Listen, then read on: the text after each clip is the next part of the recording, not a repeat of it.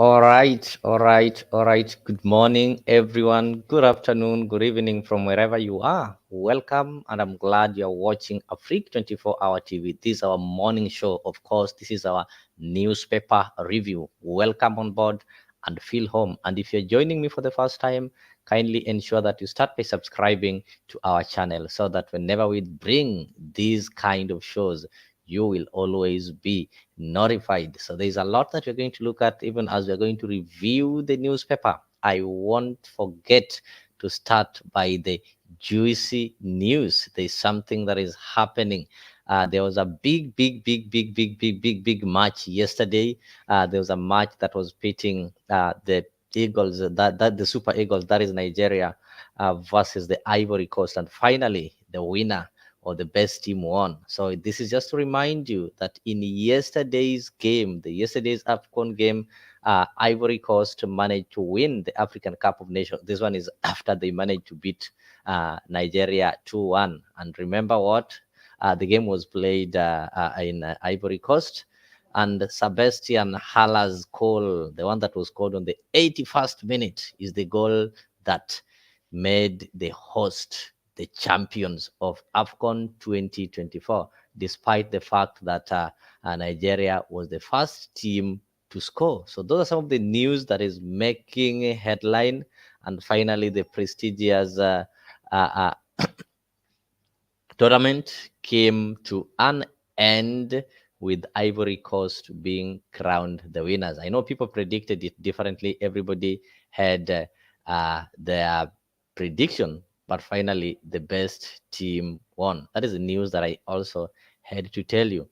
Besides that, so for those guys who are supporting Nigeria, the team Oga, that is how it ended, and that is how it was. Another breaking news that I just need to say, I don't know, this is now some sad news in the world of sports. I think you know this gentleman over here. So in the world of sport, I can also report to you that Kelvin Kiptum, yeah, this is the current marathon world record holder, Kelvin Kiptum, and his coach died in a road accident. That is yesterday outside the Rift Valley town of Eldoret, and this one was confirmed by the Kenyan police. So the 24-year-old Kenyan athlete was driving a Toyota Premio, and his coach died at the scene of the crash. That is what was reported by the Elgeyo Marakwet Police Commander Peter Mulinge. That is what he had to report. That third occupant, who was also in the same car, survived with some serious injuries and is still nursing the injuries in the hospital. So it's sad that the athlete lost control and veered off the road and entered into a ditch that is about 6 meters away, and he hit a big tree. Yeah. So this was around 11 p.m. as people were busy watching the AFCON. The horrible thing happens. You'll remember that Kiptum's world record marathon time of 2 hours, 35 seconds. He set it in Chicago Marathon in October last year. It was ratified just days ago by World Athletist, and he had only switched to running the marathon from shorter distance races after a year before setting that record. So somebody was running this shorter marathon, then later on he decided to go for this longer marathon. So it's really sad, and our condolences to the family, friends, and relatives. So away from that, back to Kenya. What is happening? What is happening? This is what is taking place. You guys, if you are not aware, this is what is taking place. This is what is taking place. Ruto and Raila camps are in a fresh war over IEBC officials.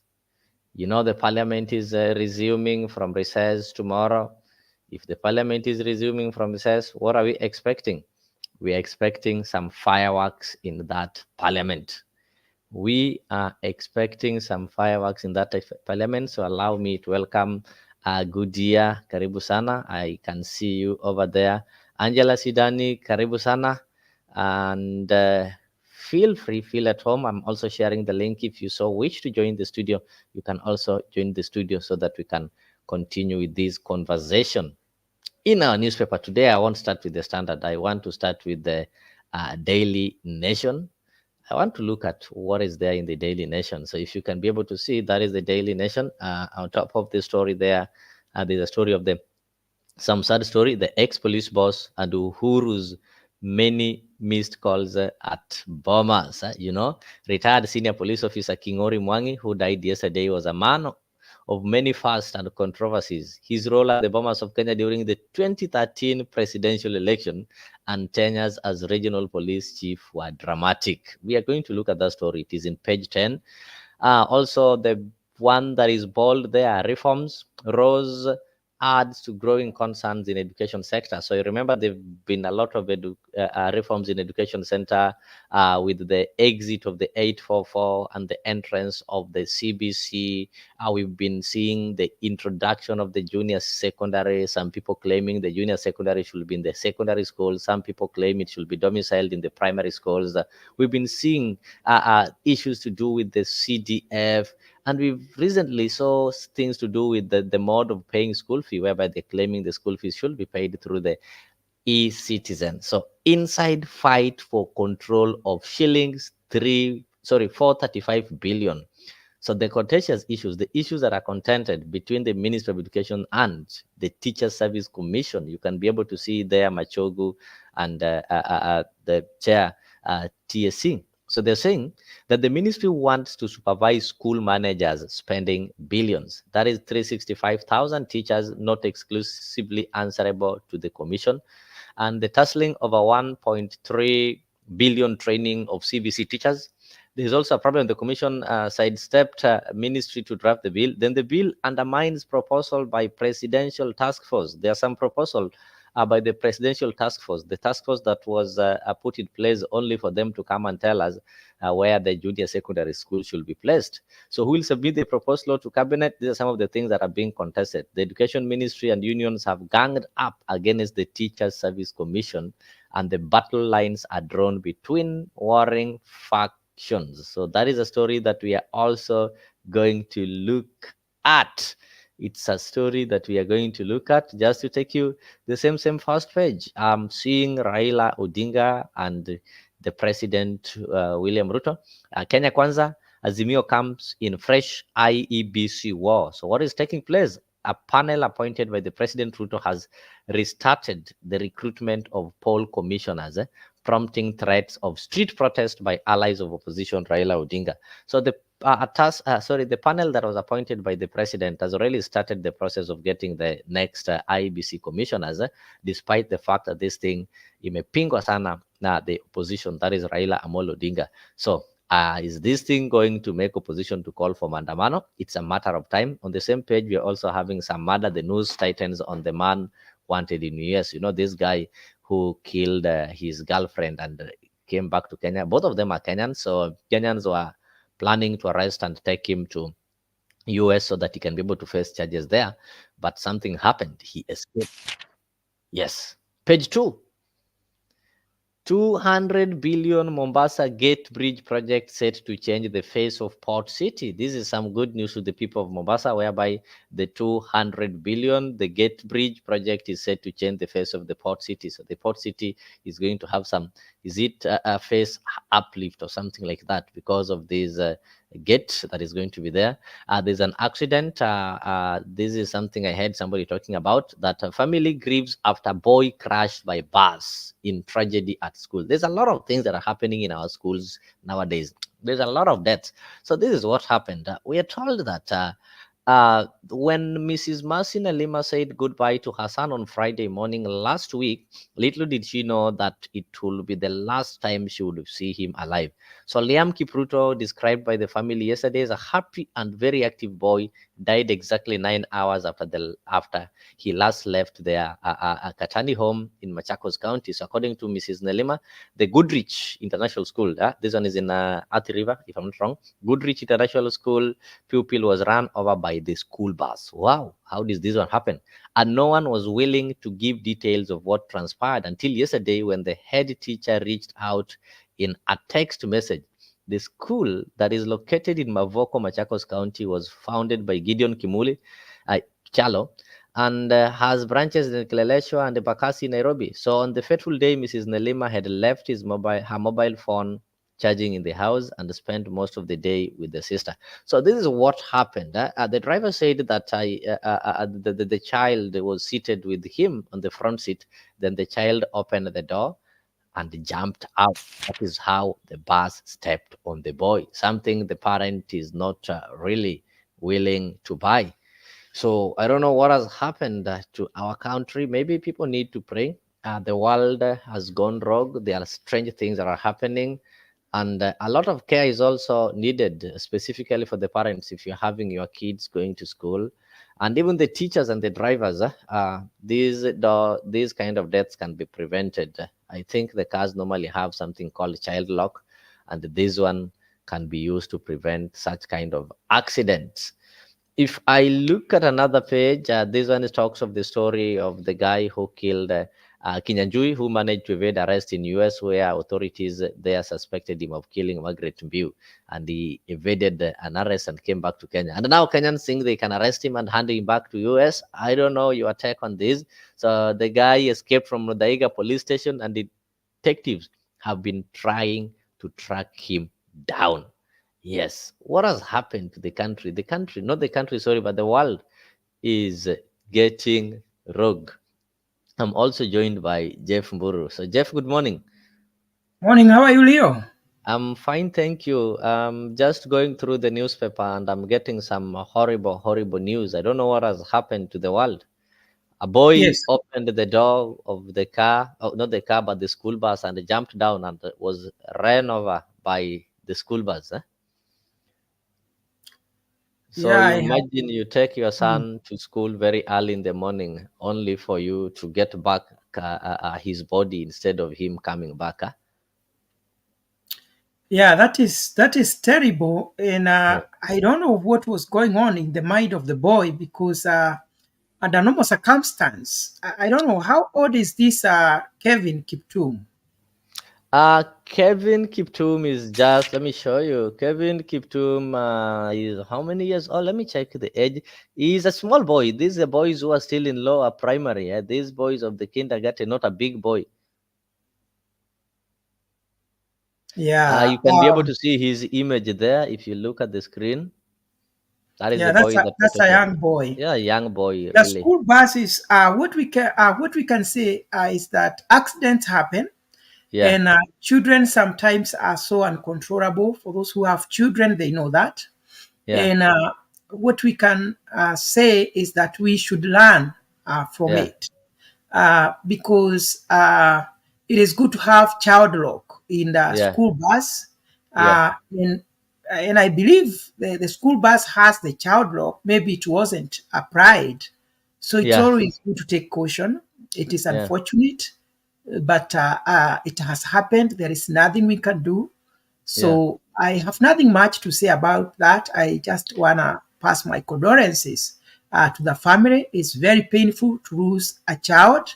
Yeah. Uh, I know many people will say it is out of negligence, but Hmm. because I don't have the full information of what was happening, I'll Yeah. try not to go in that direction Mm. because I know even the driver would not have wanted such, and nobody would like or would wish such a thing Yeah. can happen. So there is nothing much I would like to talk about that. But of recent, the school accidents, there's a lot of accidents taking place. Like even two Mhm. weeks ago, there's a student at Lily Academy who drowned during the swimming lessons.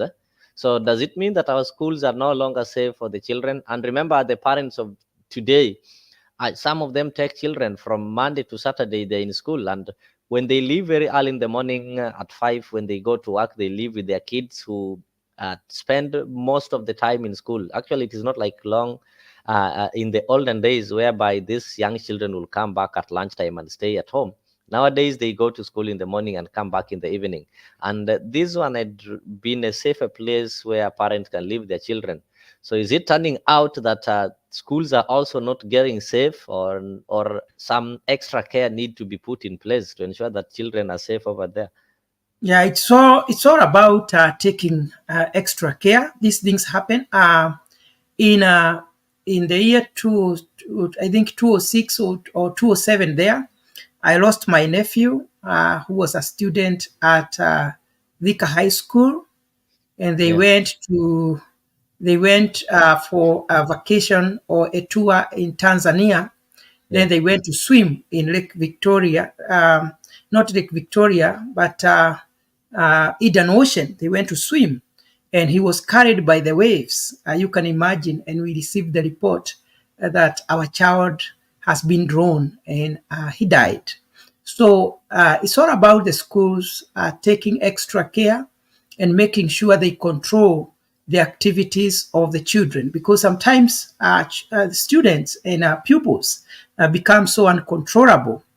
Mm-hmm. So it's always very important when children are out there, because the moment we release our children to school, all we expect is that the schools are going to take care of our children and they come back home when they are safe. It is also our responsibilities Mm. when our children are at home to Mm. guide them and also to advise them and to give them some counseling. You know, some children are very, very active than others. So that's why you see there are some children every day they go to school, they come home when they are hurt, when they are injured, and it's upon it's also a responsibility of the parents to try to talk to the child, not to be so much hyped, not to be so much, some children are very aggressive. I'm saying this because I'm also a parent, so I Yeah. understand about kids. So let it be a responsibility of the teachers and the parents as well to try to tame our children so that they are safe, and to tell them, when children are doing their games or when they are in the field there, they don't think of what would happen if ABCD, if they do ABCD. They only think of showing other kids how much they know. They are just enjoying themselves, but they don't even think about accident. Even something like death does not come in their mind.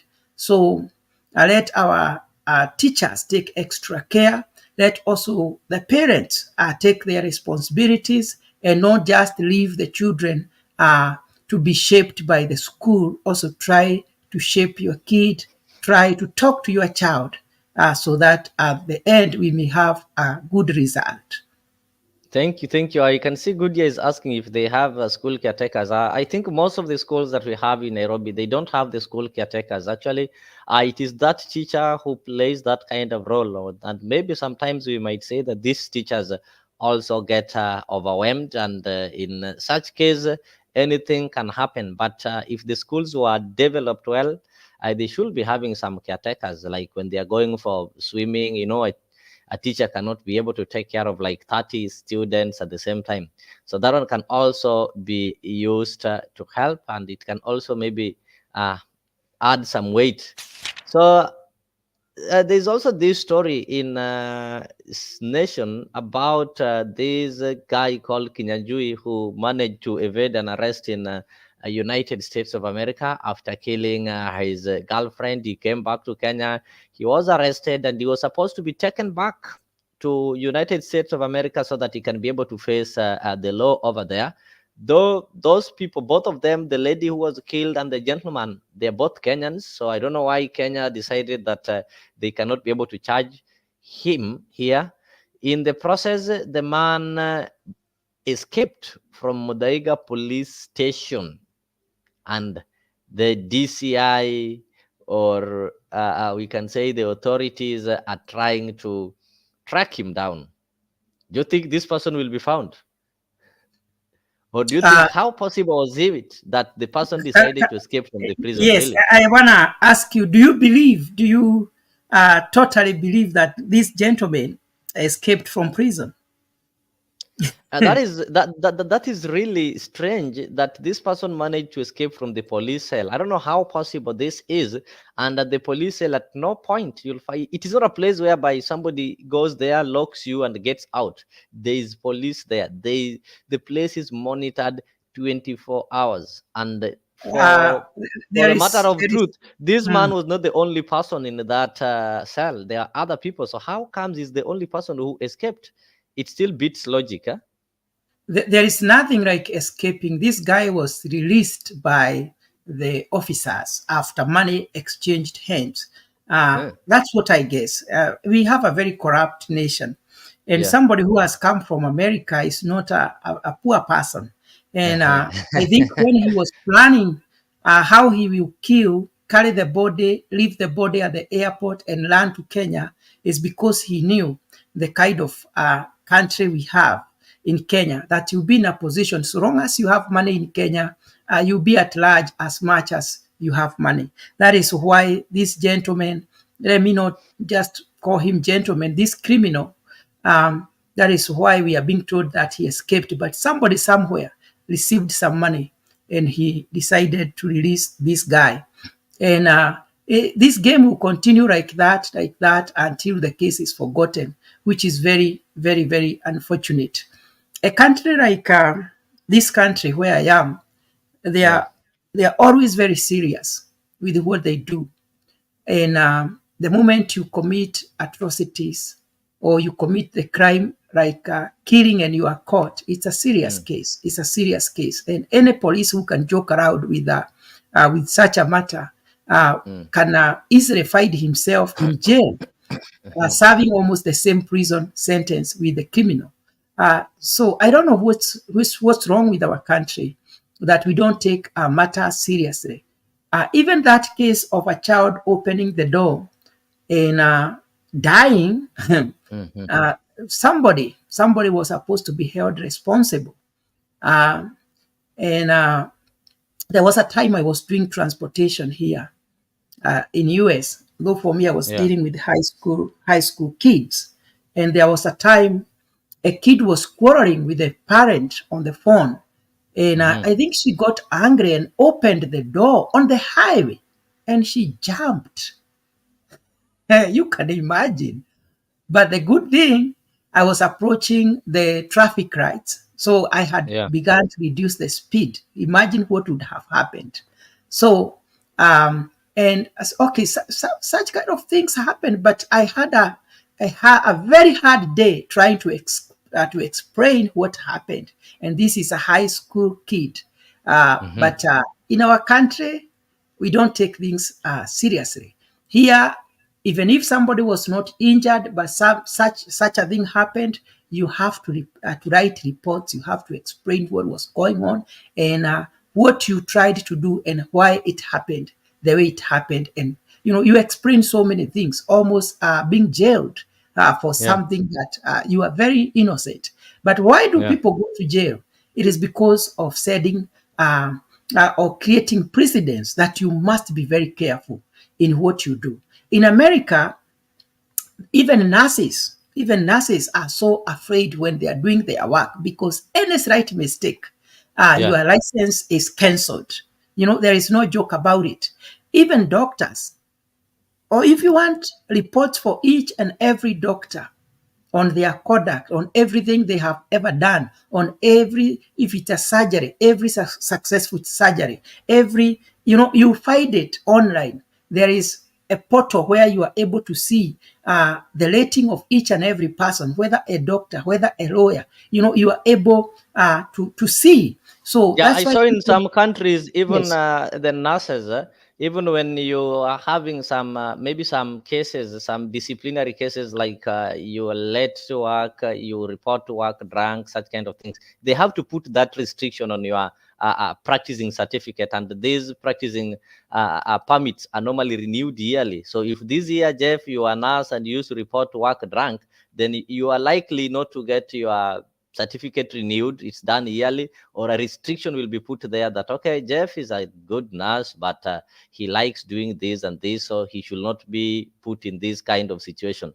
So I think that one is helping, and it creates some responsibility whereby if you look at these people, you can be able to know somebody will be able to maintain their reputation for fail yeah. for yeah. We are able, the employers are able to trace the work history of the people they are employed from where they started, when they started working until now.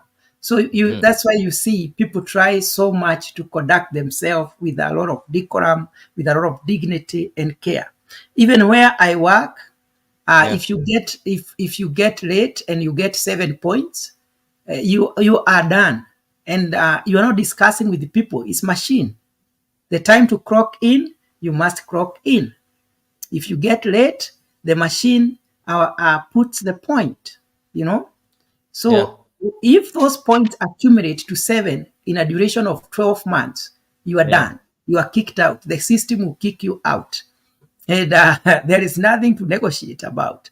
So it's a matter of, okay, I can say we are progressing, but in this age and time, we need to start doing things differently. We need to be more careful. We lose so many people because doctors, at the end of the day, whatever happens, nobody will hold them accountable. You know, Yeah. nurses the same. That's why some of them are very rude because nobody will go and write somewhere. Like now, if a lawyer mishandles your case in America, you just Yeah. need to go and type everything, and everybody can read and see what was happening. So when they are handling your cases or your case, they will be very, very careful because they Mm. want you to rate them well and they want you to write a good report about them. But in Kenya, there is nowhere to hold those who work for us accountable. People just work on their own. They do everything that they feel like doing without caring. Exactly. So let me look at this. There's also something new here. If you can be able to have, yes, I have this one. Yeah, if you can be able to look at that page, this is what is in the national news. A push and pull between lieutenants of the two political leaders threatens to derail the recruitment of members. So Ruto Raila comes in fresh war over new IBC officials. So leaders in the two camps are reading from different scripts on what route should be followed. So the nation reports that President William Ruto and Azimio leader Raila Odinga are headed for a major clash over the reconstitution of the electoral agency.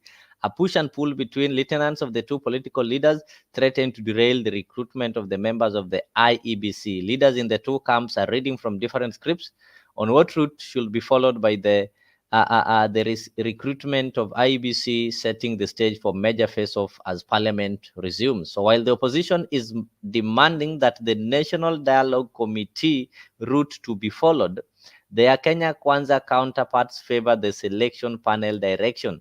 This comes amid fears of constitutional crisis as time is running out on the new constituency boundaries and tasks that should be carried out by a properly constituted IBC. So, stalking the members of controversy yesterday, National Assembly, a minority leader Opiyo Wandayi said that the opposition has drawn a line in the sand and will reject any changes spearheaded by the Nelson Makanda-led IBC selection panel. And the Ugunja MP also argued that the NADCO, which was co-chaired by Wiper leader Kalonzo Musyoka and National Assembly Majority Leader Kimani Ichung'wah, last year came up with a report whose framework will guide the process of overhaul in the IEBC. So this is what is taking place. The members of the Azimio are saying that we are not going to participate in the selection of the IEBC commissioners, and we need to wait for the NADCO report, which gives clear direction on how this one should happen. So, what do you think is going to take place? Because the parliament is resuming tomorrow. The report is supposed to be tabled in the House tomorrow for discussion. But the chairman of the selection committee, IBC selection committee, has also said that the court gave them the leeway, the court gave them a go ahead, and they are ready to proceed. Yeah. What do you think is going to take place? Is this one Uh, not going to bring a lot of issues? Let me say this, the push Yeah. and pull between Azimio and Kenya Kwanza is exercise in futility because IEBC is a constitutional body. And Mm. not just a constitutional body, it's one of the independent organ in the nation of Kenya. That's why it's called Independent Electoral and Boundaries Commission. meaning that it is independence of external influence in their operations.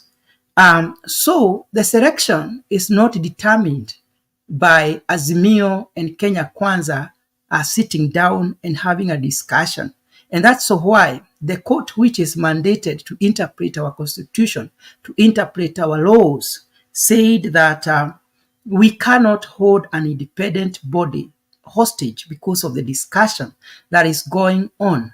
Why did the court pronounce itself that way? It is because they don't want the nation to enter into crisis. Because right now there are some by-elections that are supposed to be conducted. The by-elections cannot be conducted without the commissioners, without the body being constituted. And the selection panel is not a Kenya Kwanza panel. It is not an Azimio panel. It is a panel that is constituted according to the law. The best way that I can advise the Azimio to do is just to follow the process. Let those people who support Azimio and they feel that they are qualified to occupy those positions, let them tender their applications. Let them follow the process of recruitment so that at the end of the day, they don't cry that they were shortchanged. Because what is happening is a legal process. And unless that is changed legally through a legal battle, then they are likely to lose that kind of war. Because the war of words, the war of saying it cannot happen without voting which law are you relying on, it will just leave the Azimio side in a very awkward position. Because what they are doing right now, it is to discourage the people who support them from making an application, because they are saying, after all, Baba is not for it. After all, Baba is not supporting the selection panel. What Baba can do is to advise his team members to go and apply for those positions, because at the end of the day, those positions will be occupied by Kenyans. Just as I want to remind you, sometimes these discussions, people think I want to put my favorable guy there. William Ruto thinks I want to put my favorable guy there.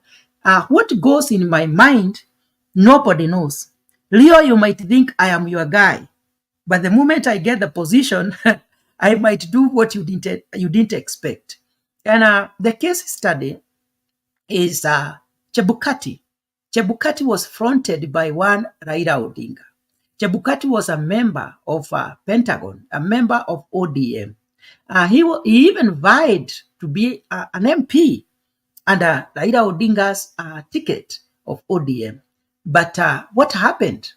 Chebukati is the man who pronounced that William Ruto is the president of Kenya. So let nobody deceive himself that there is something you can do to put your guy. The person you think is your guy might not even be your guy. And maybe the person you think is not fit for you might be the best person to fight for you. So such kind of battles are very unnecessary.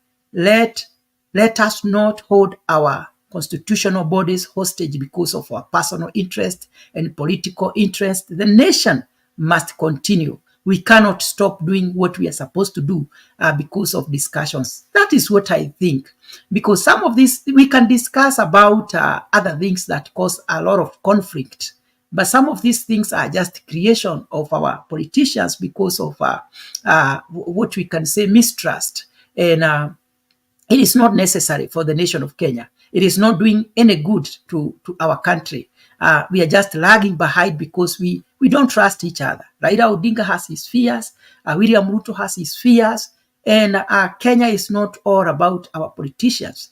Those people who need their members of parliament to be elected, their MCAs and other positions, by-elections, we are denying them services. So let the process continue. And let politicians know Kenya is not just about them.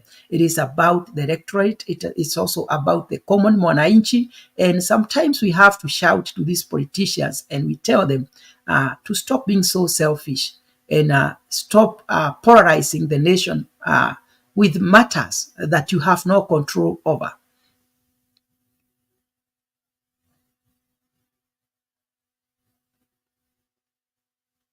We can't hear you, Mr. Leo. You are muted.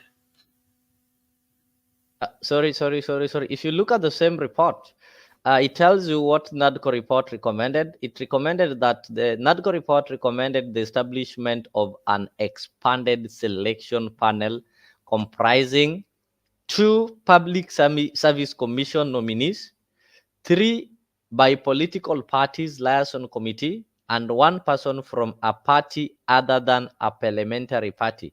So others will be 1 person each from the majority and minority parties, Institute of Certified Public Accountants of Kenya, and Law Society of Kenya, while the Interreligious Council of Kenya will not nominate 2 people. So those were some of the recommendations that were made by this NADCO, but the report is yet to be tabled tomorrow. I can open the next page. Azimio unity unshakable, says Kalonzo. This is what happened. People have been saying that what is next for Azimio? Like after this NADCO thing, are we going to have Azimio? Kalonzo said that we are united. Our focus is to liberate Kenya from the grand corruption being perpetrated by the Kenya Kwanza administration. So Azimio la Umoja member parties are united and will clinch power in 2027. That's general election. Wiper leader Kalonzo Musyoka has said, he said that they have resolved to work together to free Kenyans from suffering. Yeah? So the former VP spoke yesterday during a fundraiser at Nui MCK Church in Tigania, East Meru, and we are united. Our focus is to liberate Kenya from the grand corruption being perpetrated by the Kenya Kwanza. So if you buy your newspaper, you'll be able to read that story. If that is just, you need to grab your Nation newspaper, you'll be able to read the entire story. But it's not the first time that we are being told that Azimio is united. Kalonzo is saying that they are united, and their unity is to ensure that they liberate Kenyans from the yokes of corruption that is being perpetrated by the Kenya Kwanza.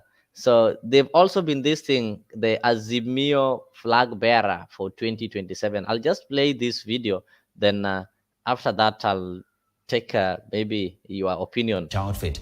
The Azimio coalition has announced that there will be only 1 presidential candidate who will battle it out with President William Ruto in the 2027 general elections. Azimio leader Raila Odinga says they are in the process of strengthening constituent parties while dismissing claims that he has rubbished the possibility of Wiper leader Kalonzo Musyoka carrying the coalition's flag. Odinga and Kalonzo spoke in Kitui County during late businessman Willie Mwasia's funeral service.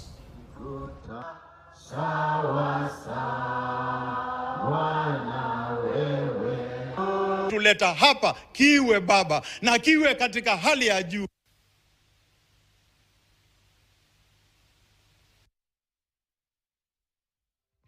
I want to assure you, Azimio remains united. Azimio remains more resolved. Azimio remains more focused to fight for the people of Kenya, to rid Kenya of Zakayo and his taxes. We know tusiposimama imara wananchi wataumia hata zaidi. Ndio mnaona shida nyingi zinatokea Nairobi, mnamuona Raila huko. Watu wanabomolewa manyumba yao na huko anasema affordable housing, na ile ambayo mtu amejijengea inabomolewa kama ile ya kule upande wa Mavoko na kwingineko. We must stand strong. Mimi nimesema mimi sijatoka kwa siasa. Wakati mtakuja ambapo mimi nitasema, sisema namna hiyo. Na kama sasa ile Raila kama yuko mara ile nyingine nilienda Amerika wakasema baba holy away. Oh holy away. Mara nyingine kama mimi nimetoka siseme baba holy away. Maana kama Kalonzo yuko in charge, si yuko in charge. Sasa kwa ni charge tu. Kwa hivyo mimi nataka watu wasubiri. Sisi wanaazimio tutaongea sawa sawa. Outfit. The Azimio coalition has announced. You've heard that. There is this succession. Who will be the flag bearer? Who will be the flag bearer? Kalonzo said Azimio is strong. You saw him. He started the central, is it the Mount Kenya visits, and he was in Meru yesterday, and he also confirmed that Azimio is intact and they are having one mission. So this issue of somebody saying Kalonzo will go on his own, who will go on his own, should stop. Yes, Mr. Leo, I think you saw me smiling. There is something psychologists do. Psychologists interpret people's behaviors. They also interpret statements, and they will tell you what is going on or what is likely to happen. And that is why, in most cases, people say that the psychologists read people's minds, which is not the truth. If you are to interpret the behavior of the Azimio side, one question that would come in your mind is, who said that they are not united? If people come from their house, the father and the children, and they go outside and start shouting, oh, we are united, we are together. What I want you to know, Leo, is that in that house, there is great level of disunity, almost divorce. And that is why people are coming out to tell us that we are united. Because after all, nobody had said there is disunity in Azimio. They are the ones who are telling us we are united. So, Leo, if we start telling people here, me and Leo, we are together, we are united, there is no war between us, and nobody has said there is war between us. Nobody has said there is disunity in Azimio. The interpretation is there is disunity. When you hear people saying we are unshakable, those are people who are shaking. And the shaking is happening in Azimio because of, as you have put it, because of succession. Raila Odinga is now, if he continue, if he wanna to vie, he'll be vying for the 7th time. I know inside there in Azimio, there are people who are saying, no, Baba, it is the time now for you to hand over to somebody else. And Kalonzo is saying, I have supported you, Baba, for a very long time. It is your turn to support me. So there is that disunity because there are those who are telling Kalonzo Musyoka, you don't have a strong political base like Baba. There are those who want Baba to try for the 7th time. And there are those who are saying, Kalonzo, it is your time. Do not accept again to support Baba. So that is the kind of disunity that is happening there. But I can tell you for sure, right now, Azimio is in a crossroad because Baba is not sure whether he wants to be in the ballot for the 7th time. And Kalonzo, I know, he is so determined that this time around, it is my turn. So I don't know how they're going to resolve that. And you know, and this one, I want just to put it here for the record, that the only person who can handle the caliber of our president is only Raila Odinga. Kalonzo Musyoka lacks the charisma, lacks the strength, lacks the the power and the ability to pull just a minute. There's something that you've said. I just want our viewers to look at this, if you don't mind. Just want our viewers to listen to this. Katika Kenya hii, mimi nimemjua Baba Raila Amolo Odinga kwa muda wa miaka, kabla sijakuwa mbunge miaka 10 mpaka sasa nimekuwa gavana wa jimbo la Mombasa.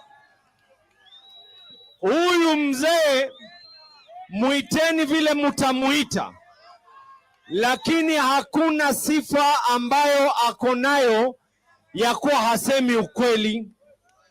Baba Raila Amolo Odinga, wana Nairobi, nisikizeni kwa makini bwana. Nairobi hoye! Wana Nairobi nisikizeni. Baba Raila Amolo Odinga akishika microphone namna hii, yale maneno anaongea yako na prophetic wisdom.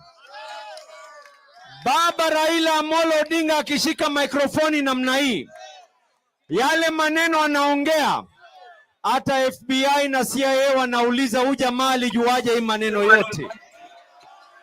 Baba Raila Amolo Odinga akiongea namna hii, akiambia Nairobi, akiambia Mombasa, akiambia Kenya njia ni namna hii, mimi nawaambia that is a calculated move ambayo kwamba baba Raila Amolo Odinga ako nayo kwa Kenya.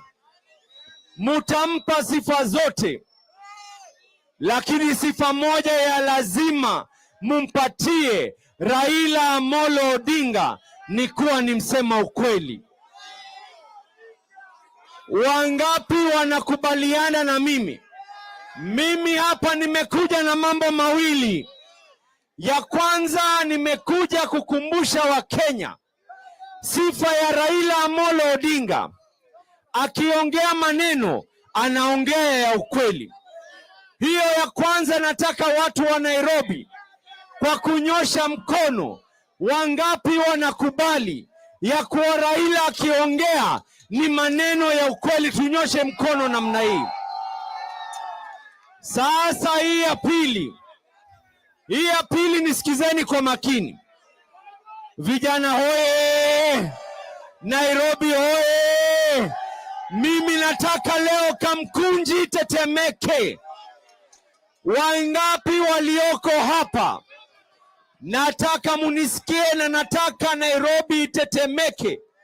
Nataka sauti ya Kamkunji isikike Mombasa. Wangapi wanakubaliana na mimi ya kuwa baba Raila Amolo Odinga ni lazima awe katika ballot mwaka 2027? Wangapi wako na mimi? Baba, I rest my case. Asante sana we kijana. I think you've heard that. Yeah, if I may finish. Governor amesema kuwa Baba the sixth. If I may finish what I was saying, Yes. is that I think the best thing that the Azimio side can do is to decide now who is going to be their flag bearer. If they delay, it will be very hard for them to beat William Ruto. And I want to agree with that guy who has just spoken, that Baba is the only person who can challenge William Ruto. If they make a mistake of replacing Baba with Kalonzo Musyoka, that is what we call trial and error, whereby they don't know what will happen. But as per now, the probability that Baba can become the president is 50 or even above 50, because right now our president, because of the taxes and all that, people are having a lot of noise. So right now it might be slightly above 50. But Kalonzo Musyoka, we are not sure. And William Ruto is a very clever guy and a very strong politician. And I think the ticket that can send him home is the ticket between Baba and Kalonzo. And they should agree earlier enough, the earlier the better, that Raila Odinga is going to vie for 2027, deputized by Kalonzo Musyoka. Because we tried Mother Karua and you saw what happened. And you saw the difference between Raila Odinga and Kalonzo Musyoka. I mean, Raila Odinga and William Ruto was only 200,000 votes. So if they do away with Mother Karua, who brought almost, I can say almost nothing, and have Kalonzo there, and they start campaigning earlier, I think they will have a very high chance of giving William Ruto a serious competition. So we may not even be in a position to predict who will be the next president in 2027. So I think that's what I can say. Raila Odinga still remains very strong, and I don't think Kalonzo Musyoka can beat William Ruto. If they make such a mistake, by 10 a.m. Leo, Azimio will have gone home. Thank you. Namuona Angela, karibu. Namuona Pen Nyagaka, karibu sana on the comment section. I also see Goodyear and everybody was in the comment section. Karibuni na mujihisi kuwa mko nyumbani. Angela, good morning. Sijui utaanzia wapi lakini karibu sana. Najua utajipanga mali utaanzia, manake tumesonga, hamna shida. Nitaanzia tu hapo penye nimewapata. Haya, karibu. Asante.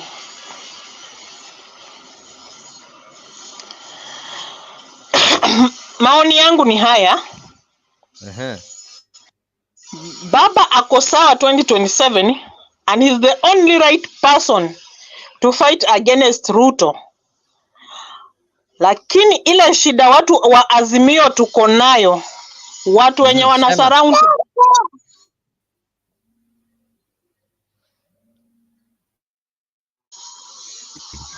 wale watu wenye wana surround baba ndio wenye huwa wanafanya sisi watu wa Azimio tuna fail, tunakosa morali, tunakosa imani na baba. Like when you look at the last election, unapata kwa polling stations baba hana agent kama president. Then you expect in that polling station kura zihesabiwe, ndio unapata like me, unajua mimi nimefanyako kazi ya agent in some such in polling stations hapa Nairobi. So you find that baba has won, lakini juu agent wake hayuko, nani anafaa kulinda hiyo kura yake? Hakuna. So hizi kura zinakuwa divided, meaning baba anakuanga straightforward, lakini the people surround him ndio wao wanaleta errors, hawako straightforward. Wakifika pale wanashikwa na ile roho ya wivu, wako na ile roho ya chuki, tukimsaidia atapita. You understand? So if we focus on supporting baba, let's just support baba 100%, si kukaa kwake karibu na tukue Judas. And I wish somebody could tell baba aangalie wale watu wako straightforward, wamkaribie. Zile kunguni zingine za kumunyonya tu damu zisonge kando. Alafu baba aangalie deputy president asifanye mistake kama ile yenye alifanya ya Martha Karua. Look for somebody who will bring something on the table. Si uangalie somebody mwenye atakuja na atakuja bila chochote. Angalia Kalonzo, huyu Kalonzo ako famous. Huyu Kalonzo anaweza leta kitu kwa meza. Huyu Kalonzo akienda kwao wanampenda ama wampendi. You know? Kuna vitu zingine ni zile petty mistakes, but sometimes hizo petty mistakes ndio zinafanya mtu unakosa nini? Unakosa umaarufu fulani. Angalia Oparanya. Huyu Oparanya akienda kwao kuna kitu anafanya. Akitoka pale kwao akienda next neighboring county yake, kuna vile ako na ile umaarufu fulani ya kuvutia. You know? Like for my opinion, mimi nasema mtu kama Eugene Wamalwa, na si ati nasema kwa ubaya. Yaani baba angalie background ya mtu kutoka nyuma. Usichukue tu mtu umweke pale kwa mwili, you know? Angalia kama ni mimi Angela, my home background inasoma nini? You know, mtu mwenye akienda akisema sisi tuna support baba Eugene anatoka Trans Nzoia. Akienda Trans Nzoia akiongea wanamsikia. Akitoka Trans Nzoia aende Bungoma, wanamsikia juu Bungoma and Trans Nzoia they are neighboring counties. So watasema unajua Eugene Trans Nzoia wanamsikia wamesema hivi and they are somehow related. You know, when you go to Ukambani, you know Ukambani has many counties. So mtu anasikika Ukambani na ile county next. Si ule tu mtu hata nyumbani kwao hana chochote na umemweka kwa mwili. I think hiyo kitu baba anafaa abadilishe somehow.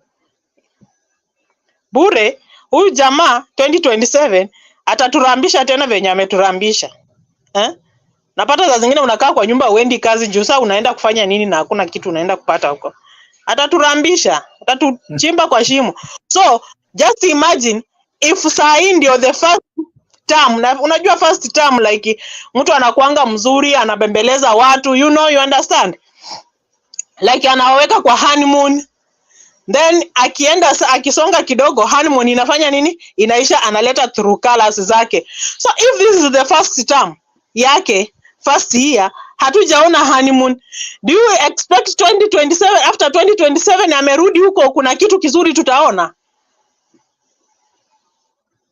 Wewe fanya tu hesabu saa hii yenye anafanya, then upige hesabu 2027 akirudi huko ni yapi tutaona?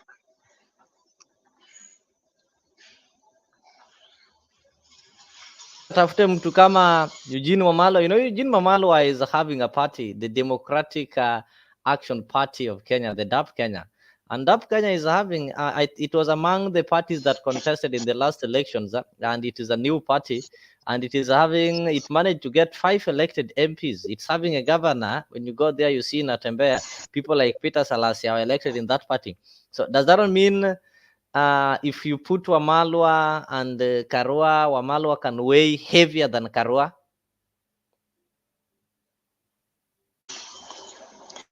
Hello, hebu rudia tena, network yangu na drip sija kupata. Nakwambia DAP Kenya ni party ya Eugene Wamalwa, na hii ni chama ndogo ilianzishwa juzi tu, hata imepata kina na Kenya, na the last election wako na wabunge 5 na wako na governor pia, na wako na ma MCAs kadhaa. So tukiwekwa kuchagua kati ya Eugene Wamalwa na Martha Karua, unadhani Eugene Wamalwa anaweza kuwa na nguvu kuliko Karua?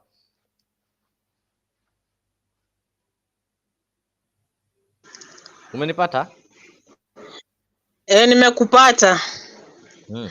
Mimi hata still kama DP party ilikuwa na wabunge 5 na iko na governor, I still don't support Eugene Wamalwa, ako chini kiasi. So can you compare Angela, can you compare Eugene and Martha Karua? I think that was the question. Who is stronger? Who do you think is stronger than the other? Between Eugene Wamalwa and Martha Karua, I think Eugene Wamalwa is stronger, but in the reality remains that when people in Trans Nzoia voted for Natembea, they hawakuangalia chama, waliangalia personal, waliangalia Natembea as a person. Will he deliver, you know, or had to deliver to the people of Trans Nzoia? Kuna my cousin ni MCA hii side ya huku Bungoma, hata pia yeye alikuwa amesimama na hiyo chama. Waliangalia ata deliver ama hata deliver, you know, on ground. Sasa hii watu wanaangalia, unaangalia mtu mwenye ata akipewa uongozi na hii chama ata deliver ama hata deliver. Juu tukirudi kuangalia machama, hiyo ndio kitu inafanya sasa siku hizi tunafanya nini? Tunarudi kuumia. Wewe unaangalia Angela ako DPK, na kwa vile ako pale unaangalia chama, hii chama inasimamiwa na nani? Inasimamiwa na mtu fulani. Yes, pia chama iko na umaarufu wake, but mi venye najua sasa watu wamerudi kuona, watu waangalie ni nini mtu atafanya as long as ako kwa chama fulani. Hata nakumbuka ndio nani Natembea aingie hiyo chama, kuna vile alishawishiwa, aliambiwa ukisimama kwa hii chama hatutakunini, lakini ukisimama kwa hii itakuwa cover yako. Yes, hiyo chama ina hiyo umaarufu, but ikiwa na umaarufu ina contribute 50%, pia wewe mtu unafaa ufanye nini? Ucontribute hiyo 50%. So tunaangalia chama kama NAK Kenya ina contribute nini, ndio ukipewa hiyo umbrella ya hiyo chama pia wewe ucontribute hiyo 50%. I think hiyo ndio kitu tunafaa kufanya nini? Kuangalia.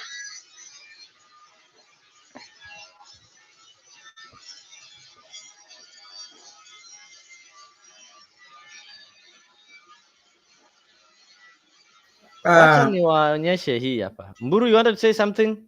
No, I just wanted to tell you that we could not hear you. I'm good. And I love, what I can say is that I love her advice and her analysis because that's a genuine advice to the Azimio side, that it is the high time they decide. Because William Ruto is a very calculative president. Right now, Angela is saying it is the first term whereby he is supposed to be soothing Kenyans and showing them how good he is. But this is a very calculative person. Right now, he is taking us through the hill. Anatupeleka kwa mlima. Halafu sasa after ikiwa imebakisha miaka 2 hivi uongozi wa Ruto iishe, atatupeleka kwa mlima miaka kama 3 hivi, atukaze taxes, atukaze kila kitu. Tukifika pale juu miaka 2 ya mwisho atuweke kwa mteremko. Sasa watu waanze kusahau ile mambo walikuwa wanapitia ya taxes ya nini. And I'm telling you, you will see after 2 years Kenyans will start now forgetting about all this cry that they are having, because that is our nature. We forget very fast. Yani huwa tuko kama like a woman in labor, analia ya kwamba hii mimba imeniumiza sana na sitawahi jaribu tena, lakini akishapata mtoto anasahau na hayo yote, na utamuona amepata ball tena. So that is what will happen. William Ruto ni mtu ambaye ni mjanja sana. Atawasukuma miaka 3, miaka 2 ya mwisho awaweke kwa mteremko na mtamchagua tena. So unajaribu kuambia kuwa William Ruto anafanya kile anajua, anataka watese, alafu mwishowe ni kama unatoa kuku manyoya, anaanza kuteseka, mwishowe unaanza kumrushia mahindi, anakufuata, anaona ni kama wewe sasa ndio mwokozi wake, ila hali anakuja kusahau ni wewe ulimnyoa manyoya ukamwacha kwenye baridi. Are you trying to tell them like that? You have put it in an extreme way, but what I was trying to do. Yes. Unajua ile kitu inatu affect sana wa Kenya ni ile umaskini tuko nayo. At the end of the day unapata huyu politician anakuja, like nowadays zile vitu tu mimi huona. Unajua mimi naongeanga with kitu chenye naona. Unasikia Ruto ako na mkutano mahali fulani. Gari zinakuja asubuhi. Ukiingia gari shilingi 2000. Matatu zinasanywa, ama school buses zinasanywa, mnaenda mkutano mahali fulani. Mnaenda kushangilia nani? Mnaenda kushangilia rais. So, hiyo shilingi 2000 nimeona. Juu leo nimekaa kwa nyumba sijaenda kazi na nimepewa shilingi 2000 na bebo bure na rudishwa bure. Unaona? Hatujafunguka akili wa Kenya. Lakini tukifunguka akili tutoe pale kwa hii handouts ya 1000 na 1500 na 100. We shall get the right person kuweka kwa ile kiti ya rais. Lakini kama bado tuko pale tunatumiwa, you know, tunatumiwa, at the end of the day we are the one suffering. Tukitoa hiyo akili yetu hapo mahali, tufunguke akili, tufunguke macho, we shall be in a better place. Lakini kama bado tunahongwa na hiyo 1000, tunakalia magari tunaenda, rais amesema mradi wa nyumba niendelee nisiendelee. Endelea. Ukifika kwa nyumba, hata hiyo mradi wa nyumba peke yake wewe huwezi afford kuilipa.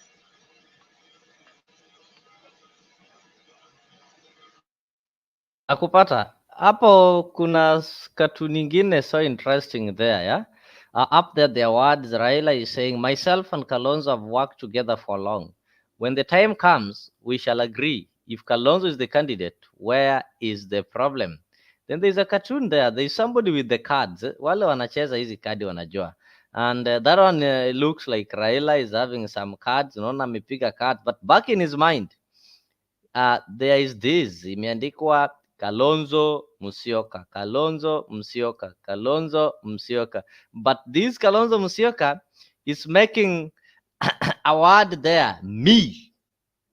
So in other words, this Kalonzo Musyoka, unaona maandishi hapo me, yani inamaanisha huyu Kalonzo Musyoka bado anaweza kuwa ni baba mwenyewe. Are you seeing that? So I think that one brings to what you people are saying, that there is possibility that Raila will still be in the ballot. That is in 2027. You've had Sharif say it there. And you people have also confirmed that Raila can still be in the ballot and maybe will still be in the ballot in 2027. So I didn't go through the standard, but it's have a similar story to the Nation. The first page is just talking of the tough choices in the face of a crisis. Yeah, whenever there's a crisis, people will always have to make some tough choices. So what are the tough choices? They're saying that there's law change, whereby tomorrow Parliament returns from its December recess to a defining moment. The courts have said the reconstitution of IBC must not wait for a political horse trading. House to debate the National Dialogue report, even as Azimio leader Raila Odinga has said, opposition must be involved in the selection of commissioners or they resume demonstrations. It is a Solomonic moment for Speaker Moses Wetangula. Why do they say it's a Solomonic moment? The Speaker Wetangula's wisdom is going to be tested tomorrow, because the president has expressed his desire to change the law, and it was through the NADCO report that some of his issues were contained. So should the opposition go back to the streets, he will have a fresh headache to contend with. What about Speaker Moses Wetangula is the one who will be instrumental in the debate once the report is tabled. So will he stand and be counted, or will he play the political whims? Raila Odinga has dared the IBC selection panel to proceed and pick commissioners, and they will face the wrath of demonstrations. Will he push on with his back-to-back streets threat? So Angela, maybe nikianza na wewe. This is what is expected to happen. Raila amesema the commissioners, the select committee wakiendelea na wachague commissioners, then people will go back on the streets. Ruto pia anasema mimi niko tayari kubadilisha katiba, na ndio kwa maana nimeleta hii NADCO hii report, kwa sababu hii report ndio itaenda ibadilishe sheria na tuweze kufanya vitu vizuri. With Wetangula anangojewa kuona kama atakubali hizo mazungumzo yaendelee sambamba. But Raila is saying mkifanya makosa mkose kutekeleza yale yako kwenye ile the bipartisan talk, sisi tunarudi barabarani. Angela, uko tayari kurudi barabarani? Tuko tayari. Shida ni tutarudi barabarani.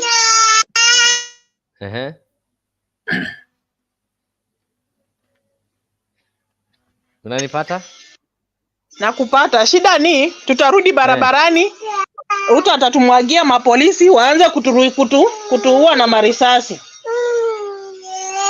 Aya, unaona saidi ya IBC. Mi naona ya kwamba hii selection hata Azimio tukikuwa involved in ile shida wa Kenya tuko nayo ni tunakuanga Judas Iscariot all the time. So if tutapata mtu mwenye atajitolea kwa IBC chairman atoe ndani Judas Iscariot, it is just well. But the only problem we Kenyans have ni moja, tuko ready kupetray wa Kenya wenzetu. Kwa njia gani? IBC chairman atakuwa pale, atachusiwa with both parties, wata involve even church leaders, lakini ataambiwa masharti ni moja, ukule hii pesa, ufanye hivi, oro ufanye nini, kichwa iende. So somebody will fear kichwa iende, then anafanya nini, anapetray Kenyans.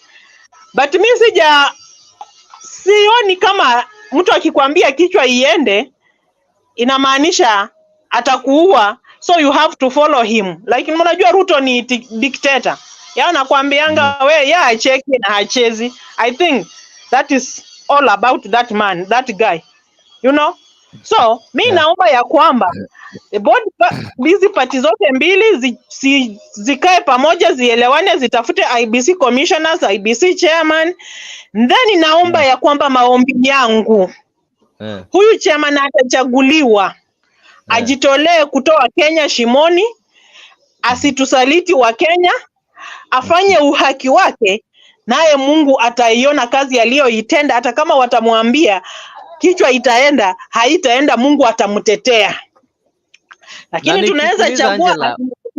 Unasema huyu chama anatoe Kenya shimoni, atatoaje Kenya shimoni kama Wakenya wenyewe hawataki kujitoa shimoni? I assume ukisema kutoa Kenya shimoni ni ile decision atamake. Sinadhani yeye atasoma tu zile results zenye Wakenya wenyewe watakuwa wamepeana. Wakenya wakikubali kuwa hii shimo bado ni mzuri, wazidi kukaa kwa hii shimo na William Ruto, ataweza kuwatoa kweli? atawatoa with a reason. Nimekuambia I have been in a voting center twice or thrice in hii Kenya. Najua ni nini naongea. Atende haki. Kama ni Ruto ni Ruto, kama ni Raila ni Raila. Kura ikikuja kama ni ya Raila ni ya Raila, kama ni ya Ruto ni ya Ruto. Hii upishi mingi yenye inafanyikanga hii afanye nini? Aambie hawa commissioners wake hatutaki upishi, wacha mtu apite kulingana na venye Wakenya wamefanya nini? Wakenya wamechagua. Unajua hii Kenya ile shida imekuwa ni wale president wamekuwa kwa viti, si ati wamekuwa juu, wanakuwa elected. No. There is a there is a kitchen in Iebc that normally cooks another food for Kenyans. Yenye si wa Kenya wametarajia, you know, unanipata? Yeah. So hii kitu inaanzianga kwa grassroots huku chini, ikipanda juu. So kama uaminifu itatoka juu ifike chini, tutapata Kenya itatoka kwa chumo. Lakini kama haitatoka juu, like I think leo we uko up country. Fanya hesabu the way up countries lead their citizens. Uko kuna uwazi, kuna ukweli. Kwa nini? Mtu anataka that record ya ukweli. At least ameenda pale amefanya kazi kiukweli. Hiyo ukweli, yeah. Sasa hii tukiwa na rais ule mwenye anasema no, yes, no corruption. Ifanyika hata huku chini kwa pesa sijui zimeenda, pesa sijui. The only problem tuko nayo ni our leaders on top. If they are corrupt, even sisi watu wa chini tunakuwa corrupt. And that's why Kenya government is in yani hata sasa hivi unaona wamepata aibu venye ule jamaa US vile escape kutoka Muthaiga. Ni sababu of corruption. Lakini so tukipata mule mtu mama kwa US pia alihepa. Huo jamani kama tu ni mjanja tu kivyake, si hata huko US alihepa after kucommit crime akatorokea Kenya. After kucommit crime alitorokea Kenya, but unajua US wali realize after ameshafanya na after ameshafanya nini? Ameshafika Kenya. So US wakatrust Kenya, wakadhani wa Kenya ni kama polisi wa Kenya ni kama wale wa US. Polisi wa Kenya ni nani akiona 1,100 kwa meza? Mbona asikufungulie utoke na yeye anatafuta pesa? So hiyo ndio shida tuko nayo. Tukipata ule mtu atafanya vitu kwa ukweli na uhaki kutoka chini, a streamline timu yake, aiambie njia za mikato hatutaki, Kenya itatoka kwa shimo. Lakini wapo tutapata mtu akiona Ruto amemwekea milioni 10 kwa meza, anaona mimi umaskini imeisha. Amepromisiwa another job. Like sasa Chebukati unawasikia ati anataka kukua Chief Justice. Au apate tu ajali akae kwa nyumba. Angela, unadhani yule mtu ambaye atatoa Kenya kwa shimo ni Raila Odinga? Do you genuinely believe that Raila Odinga is the solution to the problems that we have in Kenya?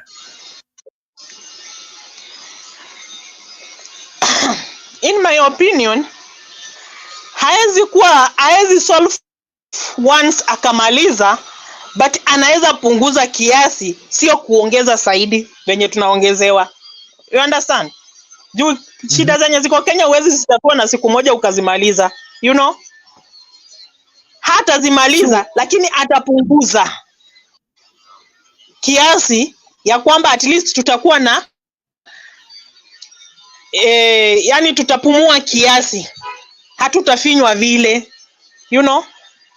So Raila Odinga atataka kujenga jina yake, hatataka kujaza tumbo yake.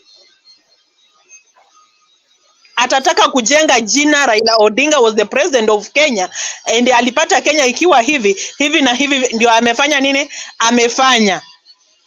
So hata kama najua hata unajua penye Kenya imewekwa na Ruto, hata imaliza, but ataitoa mahali pale, at least aiweke mahali fulani, then from there at least tutapumua, tutaona Kenya, tutaona na kuna kamwangaza kidogo. Nimesikia watu wa Azimio wakisema ya kwamba kama NADCO report haitatumika kuchagua wale watu wa Iebc, watu wako tayari kuenda kwa barabara, kwa sababu watu wengi wa Azimio mnaamini ya kwamba hii NADCO report kuna mambo yako pale ndani ambayo yatawasaidia. Na nikiangalia kwa kimakini sasa bila kuegemea upande ambao nina support, na mimi na support William Ruto na huwa sifichi. Nikiangalia hii report, mimi ninaona ya kwamba this report is favoring William Ruto more than Raila Odinga. And I just want to read the first part here, which is saying, the report has called for the creation of the office of the leader of the opposition, which will be occupied by the leader of the party that garnered the second highest number of votes in the presidential election, with 2 deputies, and the entrenchment of prime cabinet secretary office in the constitution. You know, when we entrench this position of Musalia Mudavadi in the constitution, kitu cha kwanza Azimio wasahau kabisa ati Musalia Mudavadi anaweza fanya kazi na wao tena, kwa sababu tukishaweka hii kiti kwa constitution right now, Musalia Mudavadi hana position yoyote, ama position yenye yako nayo haina power. So the person who will gain here is Musalia Mudavadi, and this is a very powerful position when it is put in the constitution. So William Ruto, you have the president, the deputy president, the majority leader in parliament, and the prime minister, or the executive prime cabinet secretary in his side. That is a very strong team.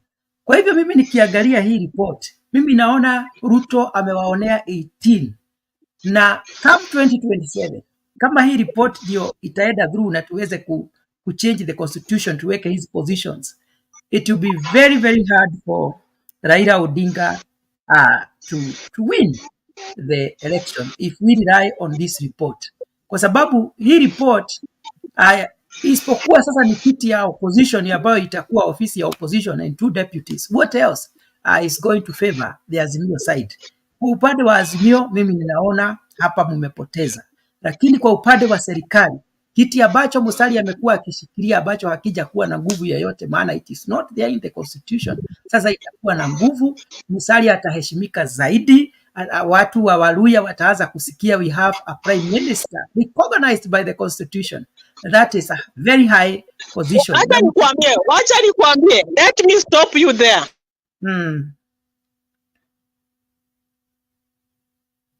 This is Musalia, this is Weta. They are there because of their own interests.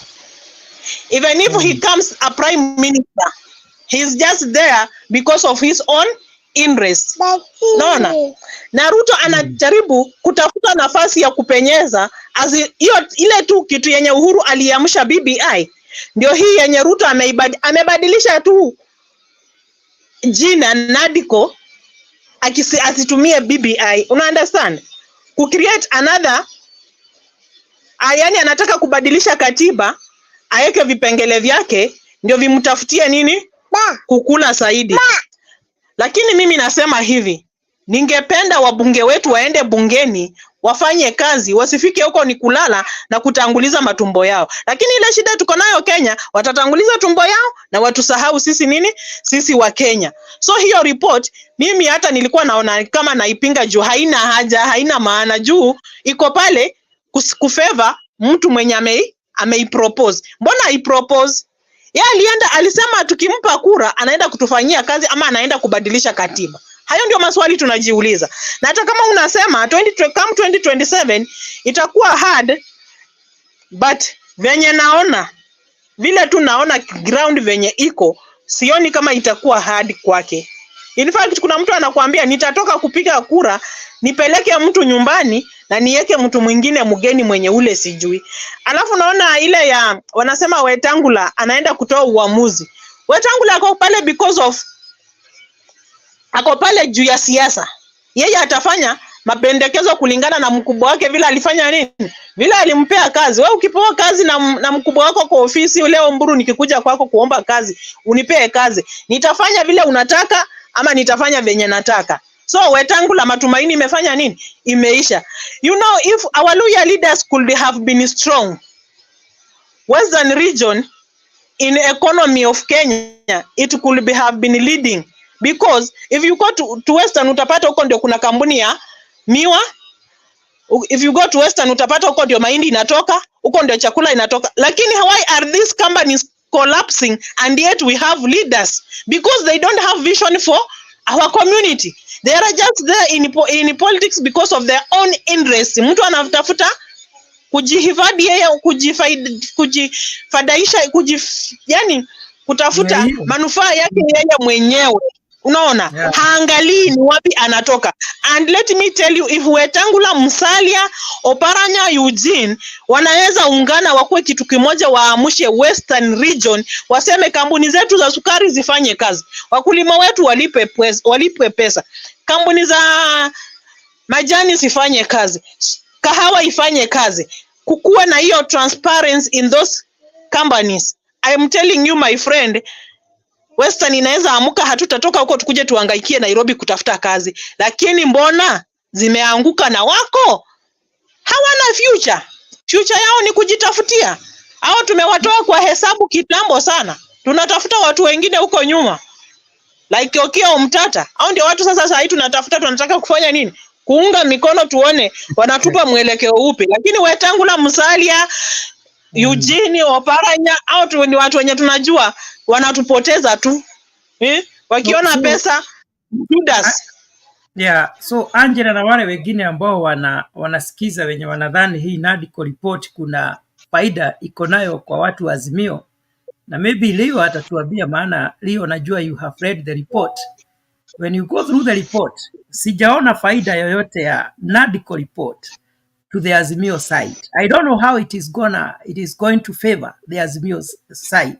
Hapa William Ruto amewaonea 18, amewaweka kwa mfuko, atawakura pole pole kama jugu karanga. Come 2027, Musalia Mudavadi will be a very powerful person, a prime minister of Kenya. Na watu wengi hata wenye wako wanamtabua, watakuwa wanamtabua. So utakuta ya kwamba kuna kura nyingi zitatoka on the side of Musalia Mudavadi. So the combination. Mburu, let me just surprise this. My sister. Okay, when you are talking Angela, mimi na nyamaza. Just a minute, Mburu and Angela. Yes. The NADCO report is not about 2027. And moving in 2027, I think you've been in Kenya for long. Like, people shift allegiance. That person you are with this time will not. So right now, like, we cannot tell. The only few people who've been together is Raila and Kalonzo. I think that has been the longest political marriage, if I'm not wrong. But if you look at all of these political formations, people normally change. Unapata huyu alikuwa hapa, next time atakuwa kule. And I don't think the position of, do we call it the prime cabinet secretary, is specifically for Mudavadi. Don't be surprised that 2027 election, such kind of position might be offered to somebody from Luo Nyanza or somebody from Kisii, so that they can convince them to have a vote. Do you think William Ruto will give Mudavadi the same position when he will realize that he can get the votes he got in Western without Mudavadi? So that is a question that you need to ask yourself. There's a possibility. There's a possibility that he can, yeah. Who said that NADCO report will be implemented in 2027? No, I'm saying you have said that. You see, this is my point. If today the report is enshrined in the Constitution, Musalia Mudavadi right now is the one holding the docket. He will automatically occupy that. Musalia Mudavadi is holding the docket, but the position that Musalia Mudavadi is having right now as the cabinet for foreign affairs is more powerful. Exactly, that's what I'm saying. Is more powerful, and you also need to realize that Musalia Mudavadi have held more powerful positions before. Musalia Mudavadi have been a deputy prime minister and the minister of local government. You know, that one is the one that was like the county government currently. Musalia Mudavadi have been a vice president, and actually he vied and lost as an MP when he was a vice president, actually the shortest serving vice president. And that one, there's something I learned with not lawyers, but the people of Vihiga, where Musalia Mudavadi comes from. I don't know why up to date they've never accepted Musalia Mudavadi despite the position. And Mudavadi will tell you he cannot go for any elective position. And that's a fact. Same for Wetangula. Wetangula has always been elected. Mudavadi cannot go for elective position. I don't know what he did to his people. Maybe those people normally view him as a dynasty there. I think, you know, Mudavadi's father was a chief, a close friend and relative of Daniel Torotich Arap Moi. Moi made him everything that that even he did not make Uhuru Kenyatta. Moi made Musalia Mudavadi Minister of Finance, the time that we had the Golden Bag scandal. Moi made Musalia Mudavadi his vice president. That is in 2022. And he lost the member of parliament seat when he was a vice president. After that, in 2007, when he was together with Raila, the people voted for him.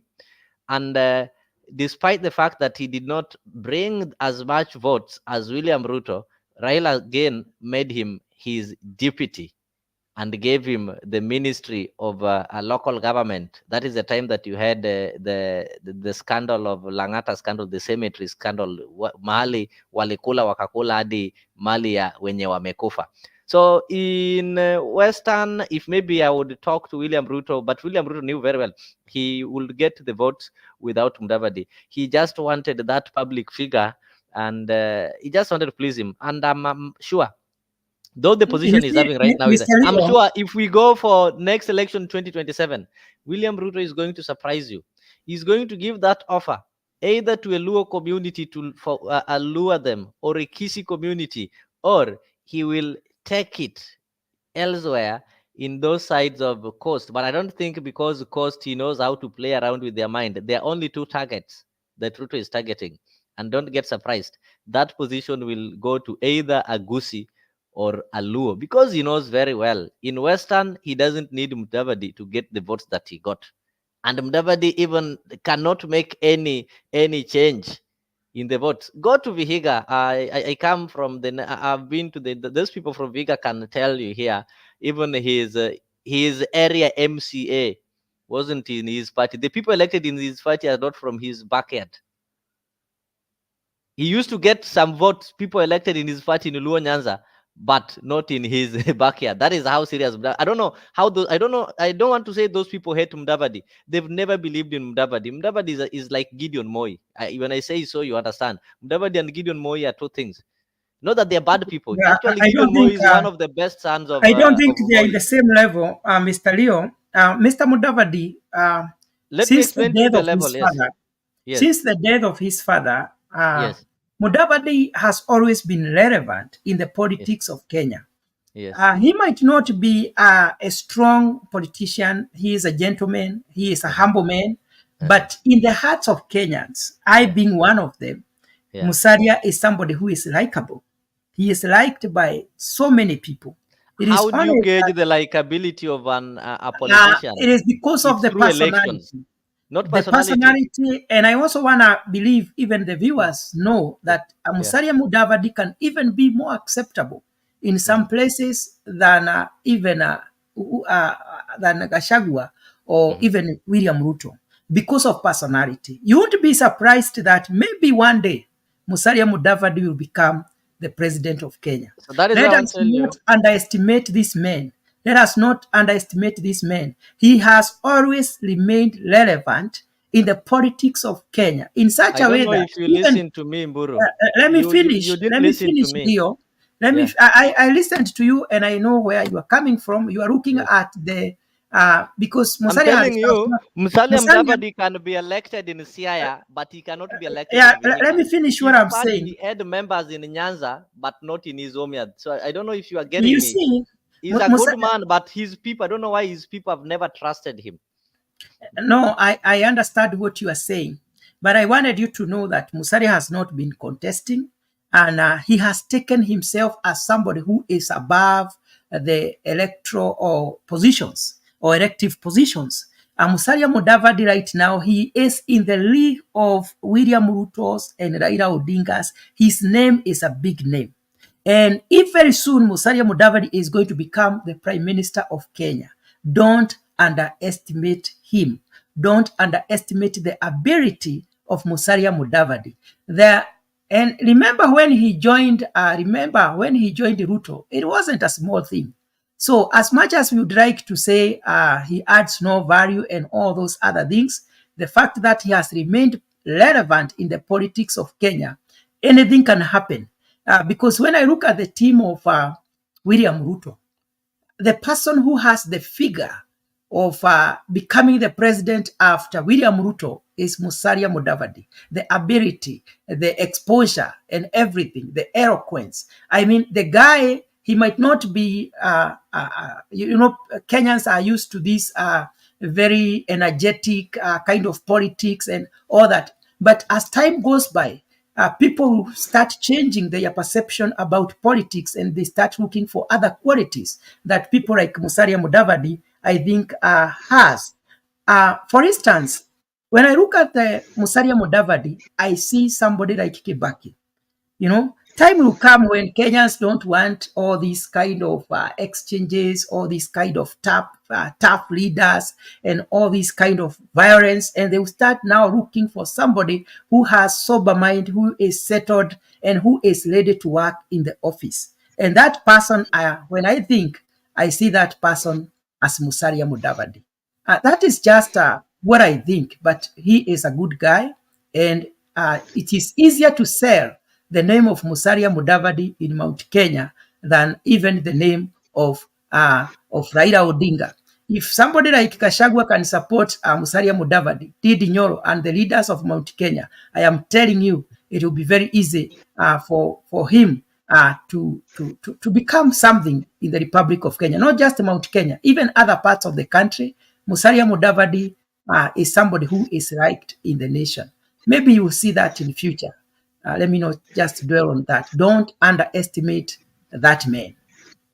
Okay, there's something that maybe I just want to clarify. I've been a neighbor to the lawyer and whatever. There's something in their politics. Number one, I want to tell you, Musalia Mudavadi himself is a great man. If you go to my backyard in Nyanza, people love him. Nobody has got a problem with him. He doesn't abuse people. But the problem is, there is something called, and I think Laban has told you, there is Maragoli and the Bukusu factor that outplays him whenever he tries. Musalia Mudavadi contested for presidency. You know what happened?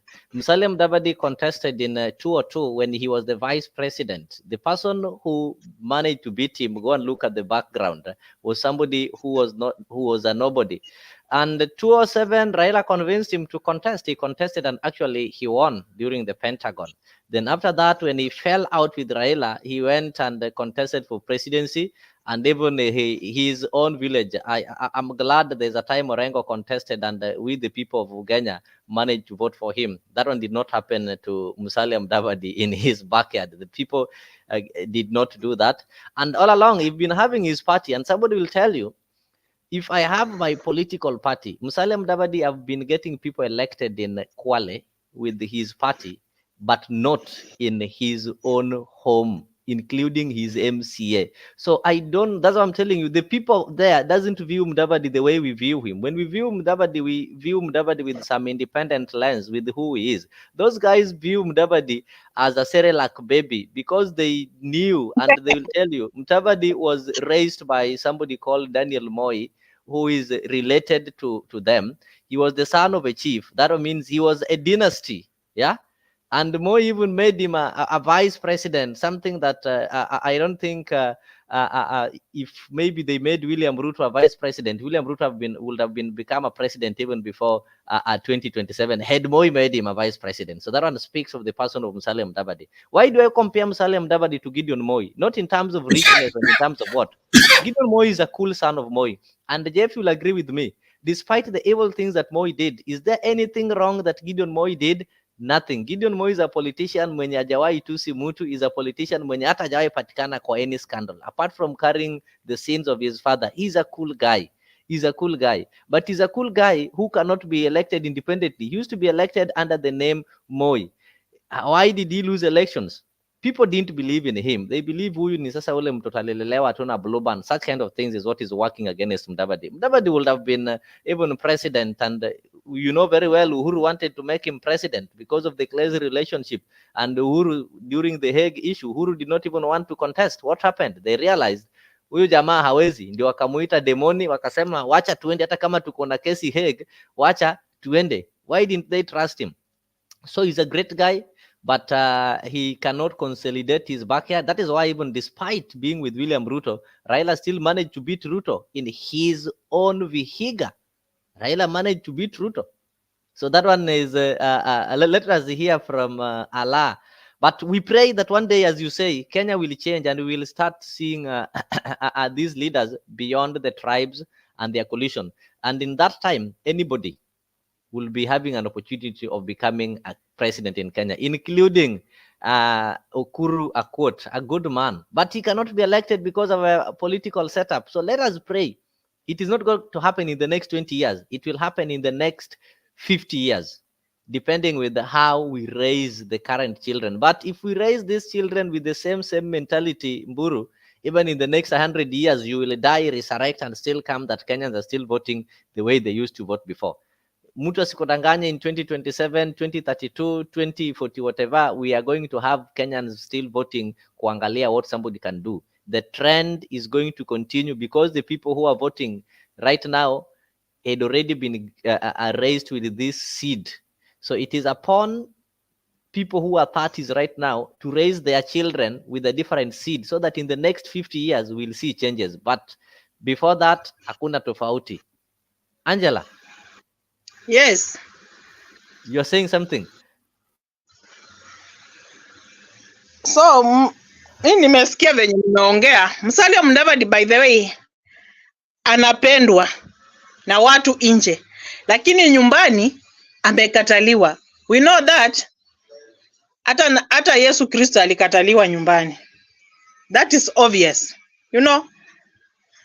But the reason why Musalia Mudavadi apendwe, it was just that during Kibaki's time, wakati alikuwa finance wake, I think that is the reason why hata wakati wa election, when Musalia joined UDA, people elected William Ruto with their reason. Musalia Mudavadi is a sober mind person. He will be there to control William Ruto, so uchumi itaimarika juu Musalia Mudavadi anajua ni nini, ni mtu anajua ni nini anafanya. And that is the only thing made William Ruto president. Without that, hata sahi akidrop Musalia Mudavadi, he knows himself that hatapata hizo kura alipata, and that's why ameshikilia Musalia Mudavadi kwa mkono, you know. Lakini sasa the mistake comes in, Musalia Mudavadi mwenye ako pale na huyo William Ruto, lakini there's nothing he's doing.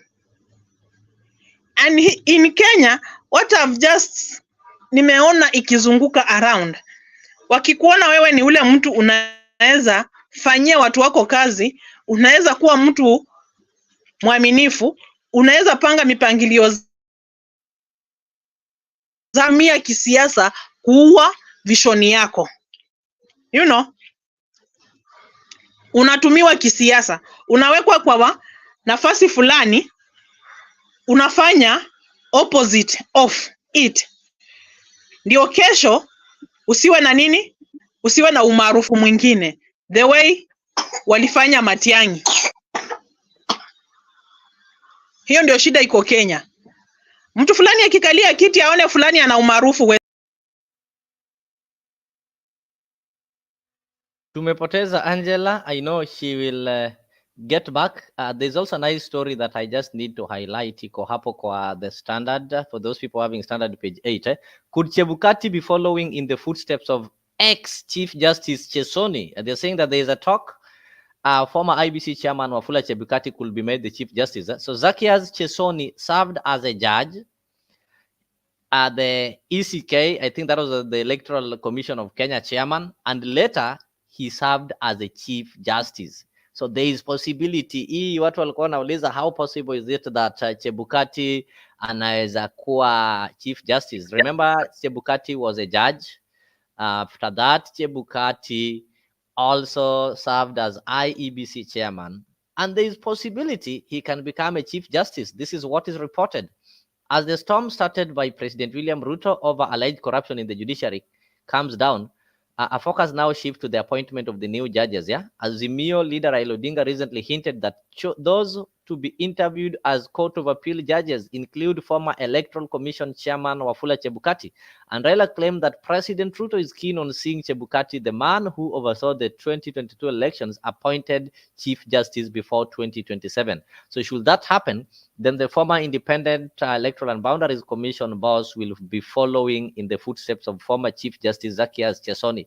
So Chesoni served as the chairman of the Electoral Commission of Kenya before it was renamed. In December 1997, the President Daniel Arap Moi, a leader of many pundits considered to be Ruto's mentor because of their hands on the authoritarian leadership, appointed Chesoni Chief Justice.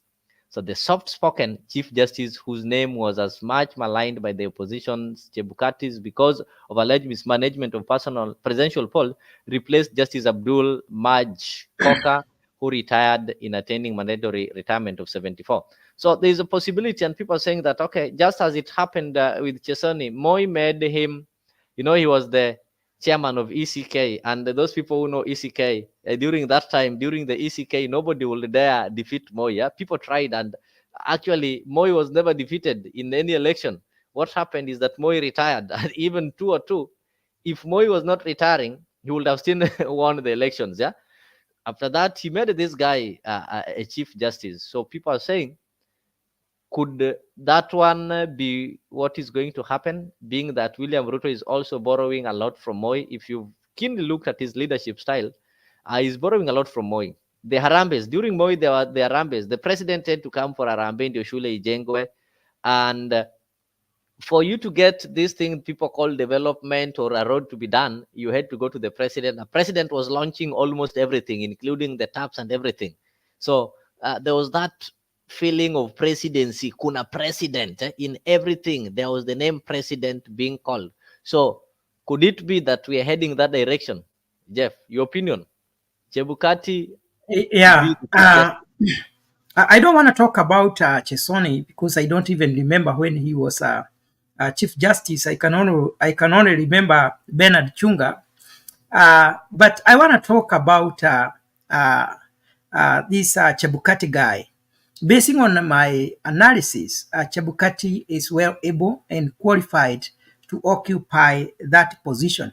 I just want us to check how he conducted himself during the general election that just ended in 2022. There was a lot of pressure for him to announce Raila Odinga as the president of Kenya. A lot of pressure from the deep state, from the government, from even the army. You saw the army chiefs being sent to go and deliver messages to him that you cannot announce William Ruto as the winner of the presidential election in Kenya. And he stood his ground and he said, these are the results. And these are the results that I'm going to announce against all odds, against all the battles that we are going, the night meetings. That guy stood his ground. And I want to tell Kenyans, yeah, a lot of politics has been going on. We have cutting names. Sorry, I wish we can mute. So maybe you felt like Chebukati did not favor your side. But remember, this was just a referee his work was just to announce the winner. And it was not his work actually to do what was happening on the ground and all that. So Chebukati, what he did was to stand his ground. And if he becomes the Chief Justice of Kenya, nobody can try to interfere with the processes of the court. That is the kind of the guy that Chebukati is. And I wish people from all political parties can keep aside their differences and judge Chebukati fairly. Because for me, I think, because I followed the whole process, I followed even the court proceedings, And I can tell you for sure, if we can be genuine, we put our feelings aside and we look Chebukati for who he is, I can tell you, if we give Chebukati a chance to become the Chief Justice of Kenya, even some corruption cases that we have can reduce in the nation of Kenya. That is a guy that I believe he has what it takes to hold that position, because he believes in the rule of law. No matter how much you try to pressurize him, he is able to stand his ground. I think we should give him a chance if he has all the qualifications required for the position of Chief Justice of the Republic of Kenya. Angela, are you there? Chebukati for Chief Justice. Oh, no, let's look for someone else. My brother Chebukati, no. Foreign Chebukati, like we are neighbors with the Chebukati. We are of same tribes, but Chebukati, no. He will just still lead us in a deep hole. Why do you think so? You see, why do you think Chebukati will put the nation in an awkward situation? The way he put, yani venye alifanya wakati wa election, hivyo tu ndio atafanya akiwa pale Supreme Court. Alifanya nini? Hivyo tu venye alifanya akiwa pale, kama Chebukati.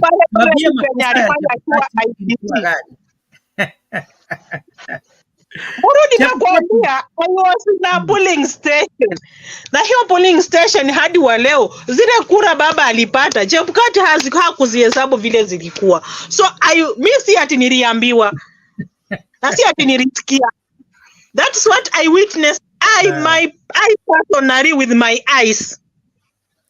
So, ningekuuliza hivi, ulikuwa kule Bomas mahali Chebukati alikuwa anafanyia kazi?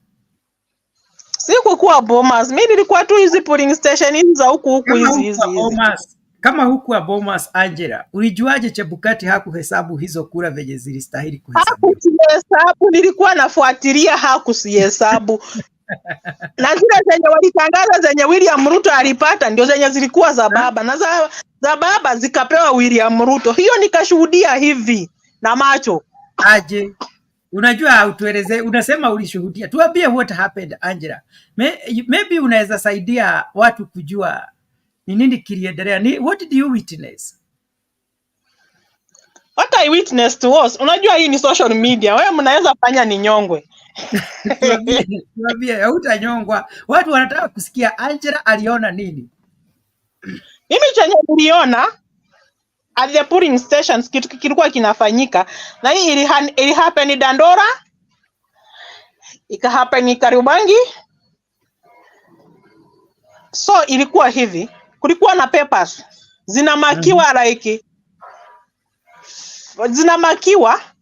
like 3000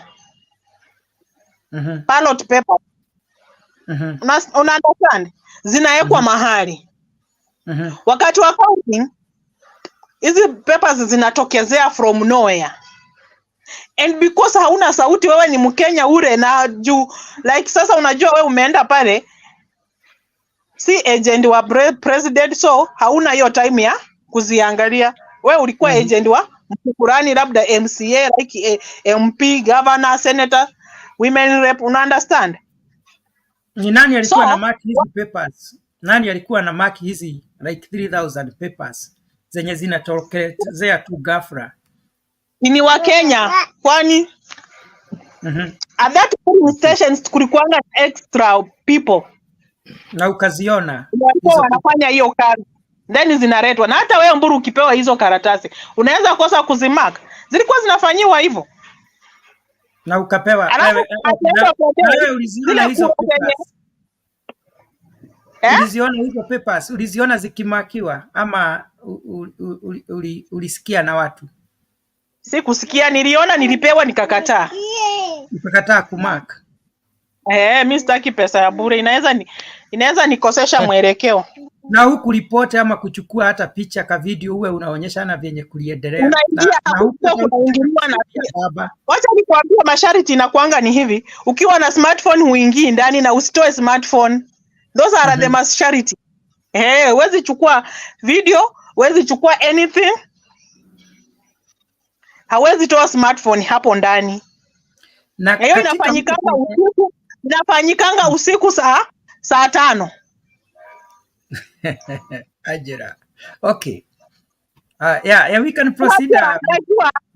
Chenye najua hautaniamini, hautakubaliana na mimi. Unanipatia maswali, unaniweka ile sababu inacheka ni kwa sababu nakuwa na maswali nyingi kwa kichwa yangu kuliko majibu. Maana najiuliza kama wewe you are a staunch supporter of baba na umeona kitu inatendeka, na I am just trying to imagine kwa hiyo hall huwa kuko na watu wengi sana, maana nime participate kwa uchaguzi wa Kenya mara nyingi sana. Na huwa kuko na watu wengi remember wasimamia MCAs, senators, wengine ni za MP. I am wondering how such a thing can happen. Na tena huwa pia kuko na mpaka mapolisi huko. I mean, it is not an easy thing that can happen. Na kama kuna wizi ilifanyika, you can't believe it because yes, you can't believe it because you think that it is not an easy thing that can happen. But next time I think I will just invite somebody next show akuje akwambie. Hata ungepiga nduru huko useme wanaiba kura za baba. Unapiga nduru wapi? Let me tell you, Mburu, chenye hau understand ni ini kitu cha kwanza chenye unafaa understand ni sisi wa Kenya tukiona pesa tunakuwa Iscariot. You understand? Wewe piga nduru. Wewe piga nduru, uweke maisha yako hatarini. So unakaa unajiuliza hii tu ndio inaweza fanya mimi nipoteze kazi. Jua hata kuna kwanga na police officers wako pale, but strictly wako na security yenye iko tight. Just because wamefanya nini? Mfuko imejaa. Na shida ya Wakenya inakuanga ni ukijaa kwa mfuko, you can betray even your sister, even your brother, even your husband. Na kusikia Angela. Lakini sasa and I like how that is why sometime unaweza taka kuongea, lakini when you feel that you are endangering your life, mimi kama ni mimi maisha yako ni usalama ya maisha yako, unajiambia wacha iwafanye chenye wanafanya na mimi wacha Mungu aendelee kulinda maisha yangu. Wacha dakika moja tu nisikize tu dakika moja. Sasa tuseme huko kwa hicho kituo chenye ulikuwa kuna wizi ilifanyika. Na ikafanyika kwa wale ambao walikuwa kwa hicho kituo. Makosa ya Chebukati hapo inakujia wapi? He's the one. Ni simu, that is ni order from above. Okay, Angela, let us proceed. Okay. Let us proceed.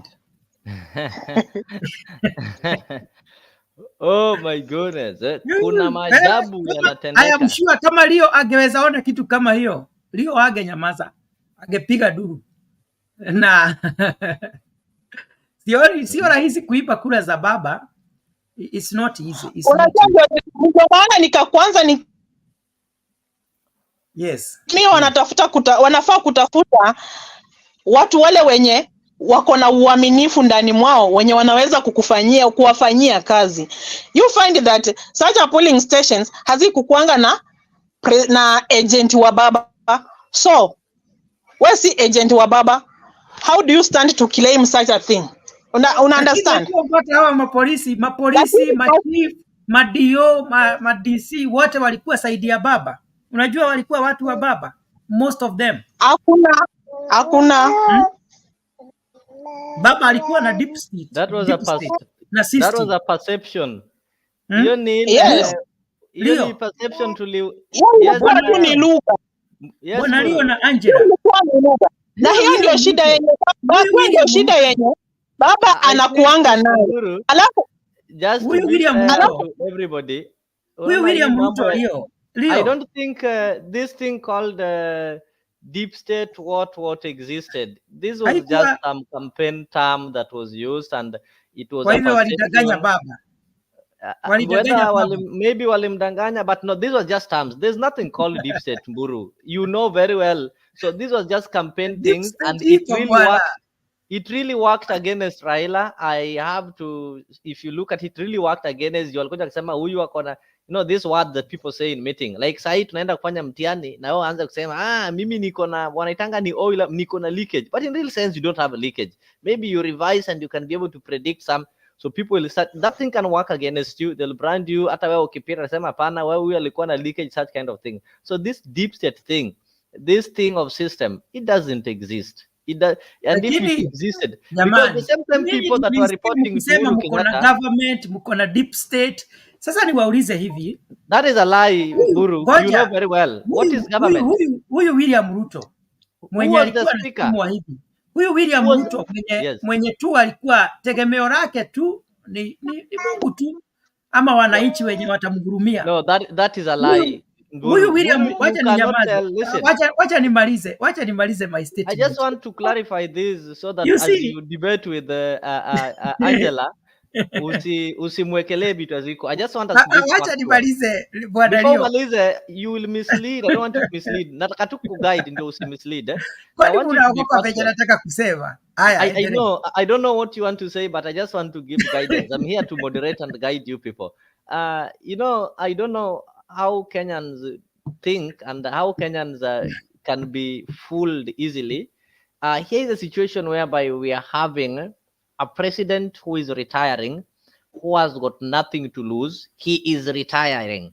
I don't know why this president will invest his energy and give himself sleepless nights when he knows very well he's retiring. Number two, we are having a deputy president with the office, with the resources in the government, staying in government premises, meeting, having his political meetings in the same government premises, who wants to become president. I think this person will use a lot of energy, will invest a lot because he wants to become president. He has everything to gain. He is not losing. He has got everything to gain. And this deputy president is supported by the head of the National Assembly. That is the Speaker of the National Assembly is supporting this deputy president, apart from getting the briefings and everything from the government. And in this deputy president, here is having despite the fact that this leader of majority, these people had to leave their seat some months to elections, but is having the full support of somebody who's been the leader of majority, who is a leader of majority in the house. The people who are cabinet secretaries, only but a few cabinet secretaries. So in all this thing, if this thing called deep state existed, then Ruto was the real deep state. He had the control of everything. And if somebody who is still foolish, who didn't believe that, they should look at the cabinet of Ruto and look at the people who are in this cabinet and ask themselves, what role were these people playing?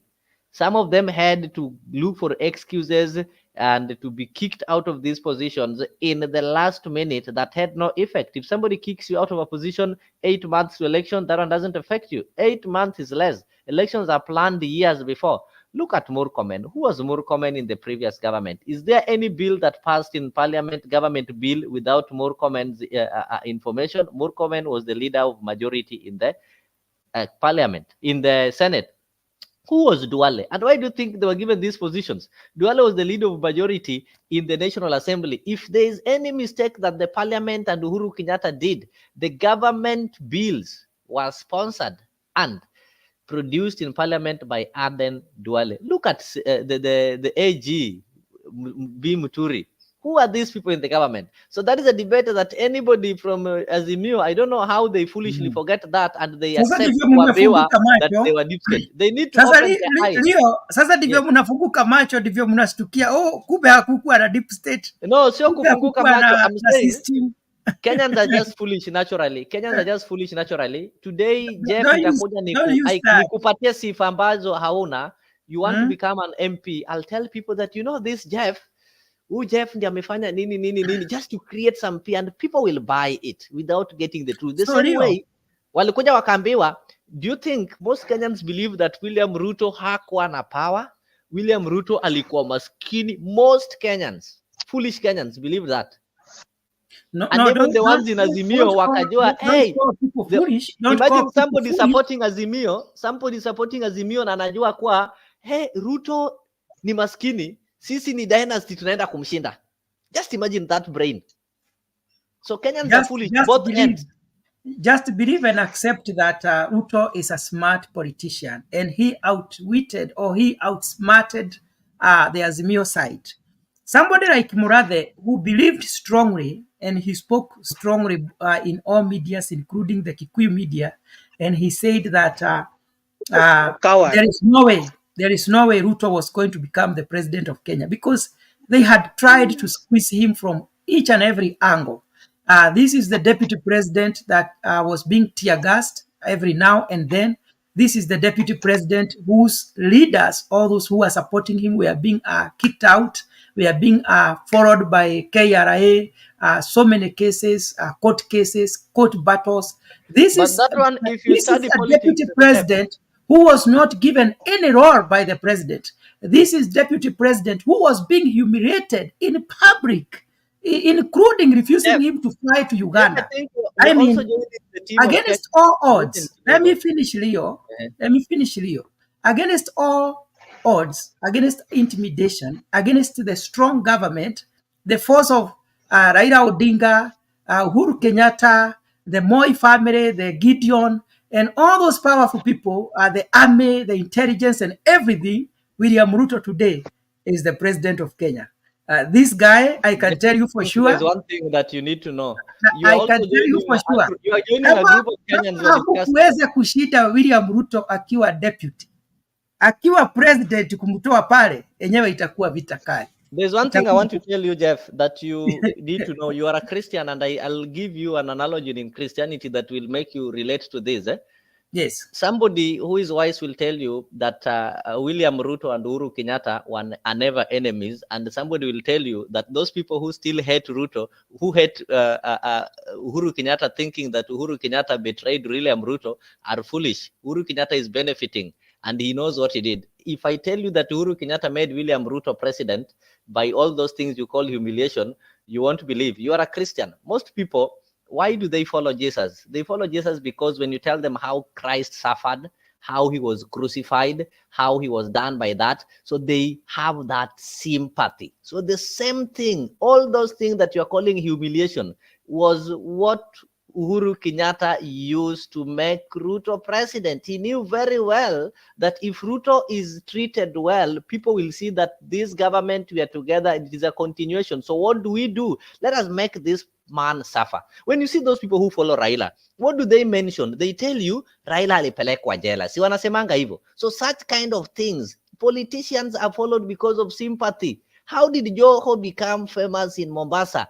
Wakati kina Ruto na Uhuru Kenyatta walikuwa wanamtia gas, wanamsumbua, then he appears now to be strong. So the same way in religion, those people who follow Christ, they follow Christ because Christ was crucified, Christ was wiped, Christ sijui alikuwa amefanya nini, Christ alikuwa amefanya nini. But had Christ came as the son of God, and God, you know, the God is the owner of gold and everything. Sasa Yesu angekuwa tu pale rich man, anapatia watu pesa, anafanya nini, people will not be associating with him. So those people who are associated with Ruto with the sufferings. You need to appreciate and thank Uhuru Kenyatta for making Ruto suffer so that he can appear to be weak. He can appear to be somebody mwenye anateswa, somebody mwenye hatakikani, then people give them sympathy. I've heard of MPs, even in my constituency, who were even accused of sacrificing their own family. I had an MP in the 202 elections in Ugenya constituency called Bishop Stephen Ondiek. The family got an accident, and he lost 5 family members in a single day accident. That is what made him sympathy vote, and he managed to beat James Orengo in the 202 parliamentary election. So the same happened. There's some secrets maybe that the way, unless you understand the laws of politics, maybe yes. Maybe the way that statement of that guy, the way you have put it, maybe it did not come out very well, because you said politicians who had to sacrifice their families. Maybe you can put it in the right perspective. Maybe that is not what you meant. Oh, sorry. We had some politicians who are looking for sympathy. They can even organize themselves to be stoned. During elections it happens.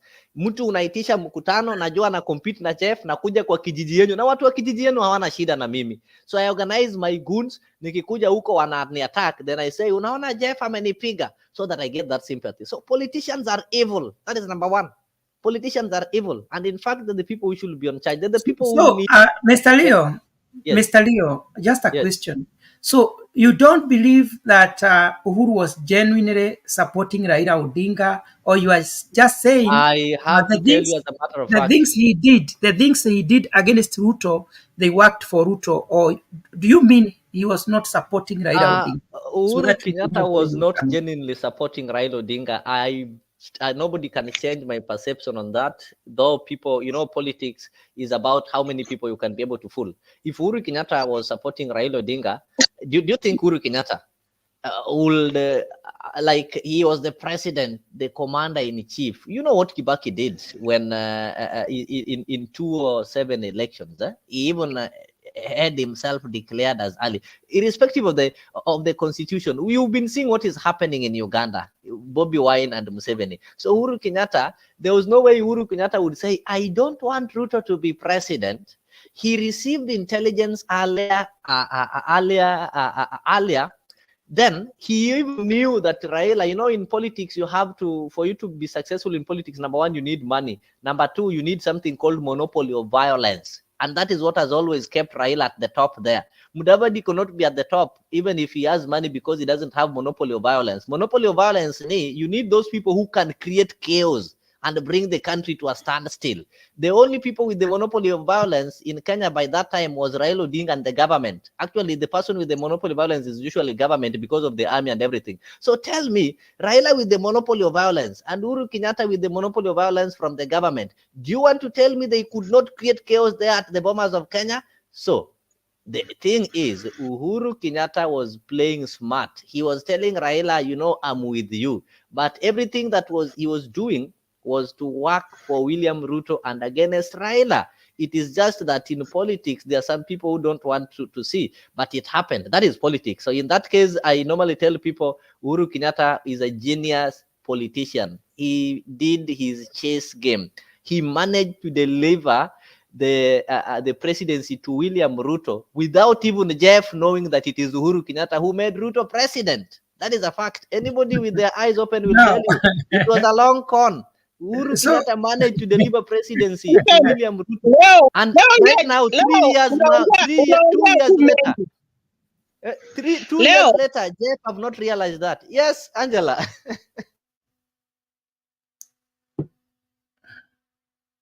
Angela, go ahead. Angela, I think she's freezing. Mr. Leo. Acha kuambia Mburu mambo mengi. Social media never forgets.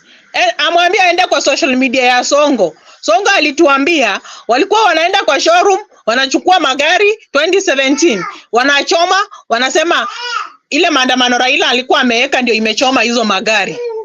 And yet is the government. So Angela, are you in agreement with Leo ya kwamba Uhuru Kenyatta hakuwa ana support Raila Odinga, alikuwa ana support William Ruto? Yes. That is the language they used. Let me mistreat you so that they can know that I'm mistreating you. You get those sympathy votes.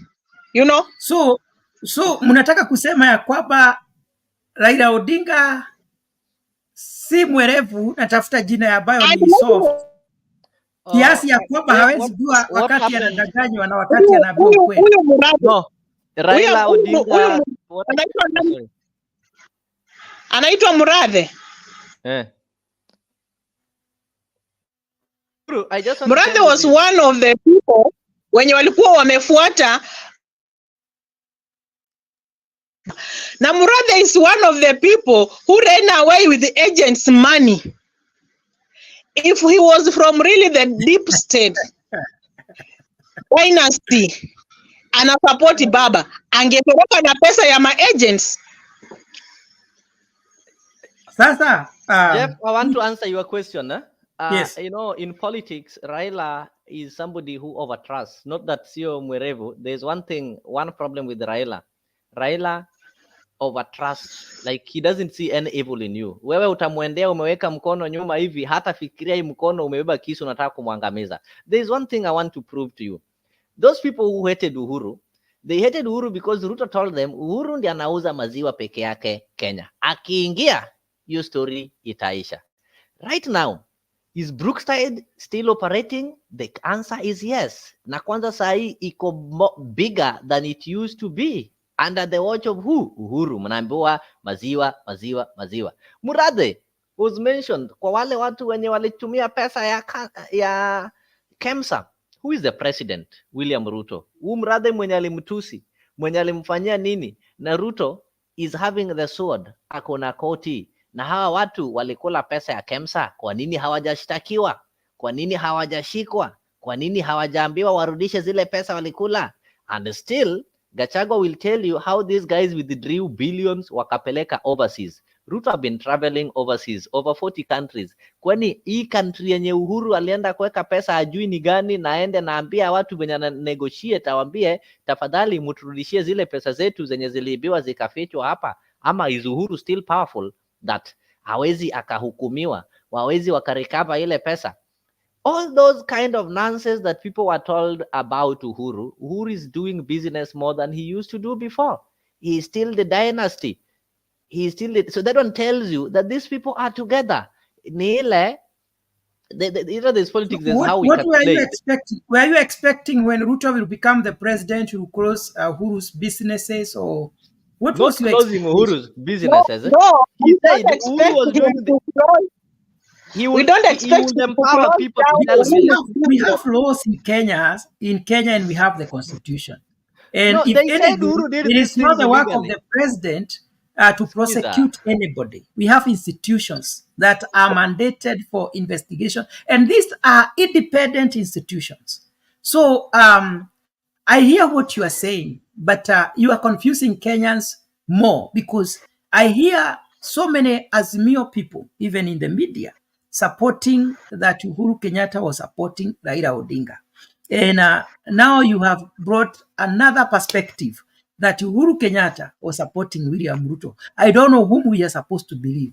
However, This is I why you listened have to to the believe. people. Uhuru Kenyatta, I listened to the people who were campaigning. Wewe. Serious campaign, by the way. Some of the people who were campaigning for Raila Sawa. Odinga are my friends. Some of the people who were campaigning for Raila Odinga, especially in central Kenya, are my friends. And the person who was paying them, especially musicians, was one Murathe. And this Murathe had tried so much, especially in central Kenya, had mobilized almost all the musicians. They were singing songs for Baba. They were praising Baba. They used to go around Mount Kenya with the tracks singing about Baba. So there are people who had gone out of their way to campaign for Baba. And some of these people who were campaigning for Baba are my close friends. And they used to be paid a lot of money. One day, if you appear as a musician, they used to be paid from 15,000 to 50,000, basing on your level in music. And this Murathe, up to today, he says, we tried everything. And even today, he said he has never come. What Murathe ni happened? mkora. Murathe ndiye alikula pesa za maagent. Murathe ndiye alisimamia maagents, ndio polling station zingine hazikukuanga na agents wa Baba. So Murathe tunamjua ni nani. Yeye ni ule Judas. Let me tell you. Jeff, there's one thing I want to look at this. That is the reason why Murathe na Baba Owino hawaelewani nowadays. Hata Baba Owino hatakangi kumsikia. Jurola alipewa, alifail na akachukua pesa akaweka mfukoni mwake. Na hata Baba Owino huwa anaisema. No, there's something you people don't understand. Jeff, I want you to look at this. The people, first of all, JB Muturu is a close friend of Uhuru. They drink together, they do everything together, you know that. So how comes Muturi had to join Ruto's camp, okay? You know this man mwenye anawadanganyanga iti hate Uhuru Kenyatta, anasemanga mwenye anatusi Uhuru every day, this guy called Gachagua. Gachagua was a PA of Uhuru Kenyatta. He actually, when Uhuru joined politics, he inherited Gachagua from Moi, became his PA when Uhuru was even working at the treasury as the Minister of Finance in the Kibaki regime, up to the time that Uhuru managed to help him become the MP in Madeira. The people that Uhuru gave to work with Raila, one of them, Sabina Chege, I'll mention for you somebody called Kanini Kega. And these guys, they were told, actually, you're going to lose your seats, but we're going to reward you. Okay. So these guys, like Kanini Kega, this campaign really made him rich. There are some claims they'll tell you that the kind of the cars and whatever that he bought. Even Sabina is very rich. Sorry, I'll tell you. I'm coming there. After that, you saw the Kanini Kega aliambiwa we sasa enda pumzika pale Eala. The Sabina pia si akishapewa nomination pale, then they now had to go back where they belong. They did not join Ruto by default. It was something that was planned. And let nobody cheat you that Ruto can come. The issue that you hear of Jubilee, that Uhuru Kenyatta as a Jubilee party leader anaweza shindwa kuprotect Jubilee. You find that it is Raila and his people who are protecting Jubilee more than Uhuru. Uhuru is the party leader wa Jubilee. Umewahi sikia akiongea mambo ya Jubilee eti watu wa Jubilee wamefanya nini? These other people are the ones who are fighting for Jubilee. When the owner of Jubilee is relaxed, wewe nyumba yako inachomeka na wewe umekaa umetulia na maneiba ndio wanakuja pale na maji. That one should tell you that hii nyumba haichomeki ki accident. Hii nyumba ni wewe mwenyewe umeichoma na wewe mwenyewe umejua kwa nini unachoma nyumba yako. Kwa sababu nyumba iko on fire, wewe umetoa kitu umekaa pale kwa mlango ikichomeka, majirani ndio wanakuja. You know, jirani they don't think. So in other words, what is happening here?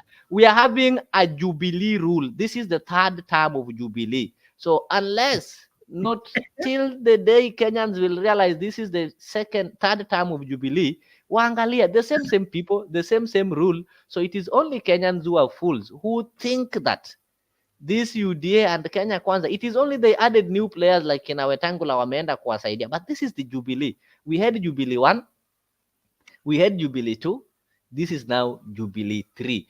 William Ruto and Uhuru Kenyatta. Uhuru Kenyatta knows very well what is there. His friends are being brought back. Those people who are close to him si wako kwa kazi. Unaona kina Rotich, kina nani wanaletwa kazi. So wajinga sio Raila. Wajinga ni sisi wa Kenya ambao tunaamini kuwa wakati tulikuwa tunachagua Ruto ama wakati walikuwa wanachagua Ruto, walikuwa wanachagua serikali ambaye itafanya vitu tofauti na Uhuru Kenyatta. Those bad things that you saw Uhuru Kenyatta did bado zinaendelea. Uhuru Kenyatta biashara zake zile illegal. Sasa nipatie nafasi. Yes. Sasa nipatie nafasi. Kama hivi ndio Azimio ilikuwa imechanganyikiwa, or if this is how Azimio was disorganized when we were going for the general election, what have they done now that will make them different in 2027? The answer is nothing. So kama hivi, if this is how disorganized they were, when they had Uhuru, they had the government, they were even deceived, as you have said. They had leaders who were not genuine. A lot of confusion. And I want to believe, because I know like I know Sabina Chege and the friendship of Sabina Chege and the likes of Ichongwa, the likes of Kate Waruguru, that and Moses Kuria. That is one team. They used to be always together. What has Baba done that will make him defeat William Ruto in 2027? That is a big question. I'll give you an answer, a straight answer before you answer. As new people, you should be asking yourself, ni nini tumefanya straight answer on that, Jeff. Mipango ibayo itafanya Baba akuwe rais 2027? Because when I look at you people, you are still relying on the supremacy of the Kenyatta family. You still rely on them. You still believe Kenyatta is still one of them. I want to answer you, Jeff. Ndio ulize swali lingine, and so that I think with that kind of mentality Kenyans are doomed. Asking that what has Raila done, I think that is the great mistakes that Kenyans do. Raila doesn't. Let me tell you the mistakes. What mentality? Angela, just a minute. Just a minute. You see, just a minute. You see, you have to understand my question. So nimekuuliza swali very genuine that can help your team, and you'll be a good listener. Nauliza hivi, mlikuwa kulingana na venye mumesema, venye hamukuwa na agents, venye pesa ziliibiwa, venye leaders were not for Baba, but they were posing as if they were for Baba. My question is, right now, how organized is Azimio that in 2027 you believe that you beat William Ruto? That was a genuine That is a straight question I want to answer you. Just listening to the answer. That is the mistake that we Kenyans do when we ask how is Azimio organized, how is Raila in the team. Number one, Jeff, and I want to say it as a matter of record, Raila doesn't want to become president. Raila, right now, do you think Raila is not doing his business? Actually, his business is more than what he used to do with the Uhuru Kenyatta. Good years told you that there is a good bond between Raila Odinga, William Ruto, and Uhuru Kenyatta that you cannot separate. Let nobody lie to you that this thing of Kenyatta supremacy or whatever supremacy, the people who should ask themselves, how are Kenyans prepared? Not Azimio. Raila can still be on ballot. He doesn't want to become president.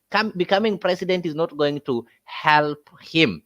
Right now, even me, what I tell people, I don't care who becomes the president, because this person called Raila, whether he becomes president or he doesn't become president, with him, his life is the same. He lost elections, but the people who supported him are the ones who are feeling the loss. With him, he's not feeling that loss.